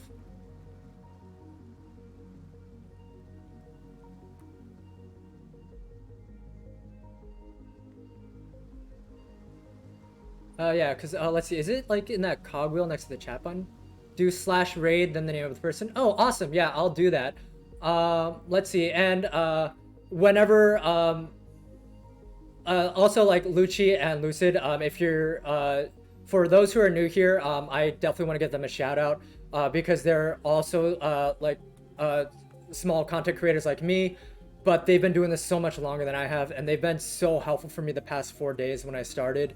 They've sent me tutorials on how to you know, do the ins and outs of Twitch, like how to separate an audio clip. They're teaching me how to do a VOD, how to edit VODs and create VODs from my streams. So definitely check them out, give them a follow. Lucid is very close to the requirement for being a Twitch affiliate for the 50 viewers. So please definitely check them out if you like. I definitely don't want to pressure you. Give them a follow on Twitter. Lucci is an artist and streamer, VTuber. They are on Twitter as well. They're actually commissioning emote for me out of a meme that we kind of both laughed at, that we came up with. So if you ever need any art done, definitely consider them. It's really just been awesome just learning from them and having them here just to watch my streams. Okay, yeah, like I'm just kind of walking in circles now. I think I'll end it a little early here. If we want to, like, if you go to your stream manager on twitch.tv, you can also do it that way. I think I'll do it in the chat here. So I'll go ahead and start the raid. Let's see, who do I want to send the raid to? Let's see. I see that there is another person who has 3 streamers, or not three streamers, 3 viewers in their chat. So I'll go ahead and send it to them, to Auto Whale. So let's see, do I need to put a space after the slash raid, or is it just, oh, Pixie, oh, we can do that as well. Yeah, if you have a suggestion, yeah, I'll do that. And then next time I see Auto Whale online, I'll raid them. Thank you very much for the suggestion, Lucci. So it's slash raid space and the username, correct? Yes, I had so much fun. Thank you so much. I was in such a terrible mood when I started streaming, and you have all just made it so much better. Thank you so much. I really do appreciate it. And thank you everybody for bringing your raids here. I really want to pass it forward, and then and send it forward as well. So I'll do slash raid pink C, and let's see. We need a raid message to copy and paste too, by the way. Let's see, what should we have as a raid message? Before I send you all over, what do you want to set as a raid message? And thank you all so much for coming as well. I really do appreciate it. I hope I can see you all again in the future, and we can, you know, hang out more as well. Yeah, I never had a raid message. Let's go with Meowdy, because like that's kind of like my signature, because like since I'm a cat, let's just say like Meowdy to them. So all right, I am going to set the raid now in 5, 4, 3, 2, 1. Oh wait, they don't allow raid settings. It says Pinksy's raid settings do not allow you to raid at this time. We can do that for them next time then. But for now, I'll send them over. I'll send it over to Auto Whale. Sorry about that, everybody. All right, so now we're sending it over to Auto Whale in 5, 4, 3, 2, 1. Okay. Oh wow, everybody has disabled their raid settings. Who can I raid this? Who can I send the raid to? All right. There's another person who has 7 viewers. So I'll send to them. I hope they do not have their raids turned off. So Celbriel. All right. So 5, 4, 3, 2, 1. Oh my god, they do not allow it. Okay, so you recommend Coopsworth. Let's do Coopsworth because everybody has turned off their raid. I don't think that this I didn't think this would be so rare. All right, so raid Coopsworth, and everybody please send them a meowdy. All right, in 5, 4, 3, 2, 1. They don't allow raids at this time. Why is nobody allowing raids at this time? Tried 4 different people. Nobody's allowing raids. All right, I'm gonna find somebody. All right, so raid Viridia Apple. Okay. Okay, let's see. Virda Apple. All right, and 5, 4, 3, 2, 1. Okay, it says invalid username. I'm doing something wrong. I'm sorry. I'm so new to this. Okay, Ebony Hikari. Okay, /raid. Ebony Hikari. Oh, this is so overwhelming. Why is this not working? It says Ebony Hikari's raid settings do not allow you to raid at this time. Nobody has their raid settings allowed. Okay, let me try Virda Apple again. /raid Virda Apple. Yeah, maybe I'm just not able to. Let's try it this one last time. Copy their username from Twitch. Yeah, because like so let me try this. If this doesn't work, then I guess we'll just have to do it next time.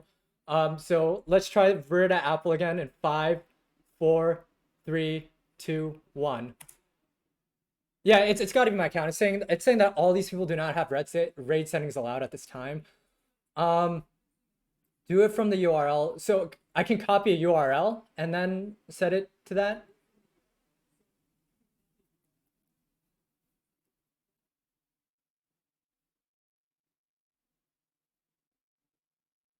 So is it like /raid and then the URL? Not the full link. That's weird. Yeah, let me open up a separate tab for my stream manager and let me try that. Because I do not believe that all these streamers have their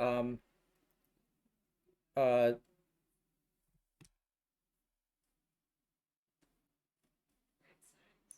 yeah, I do not believe that all these streamers have their raid settings turned off. Stream manager, and then where do I go into stream manager?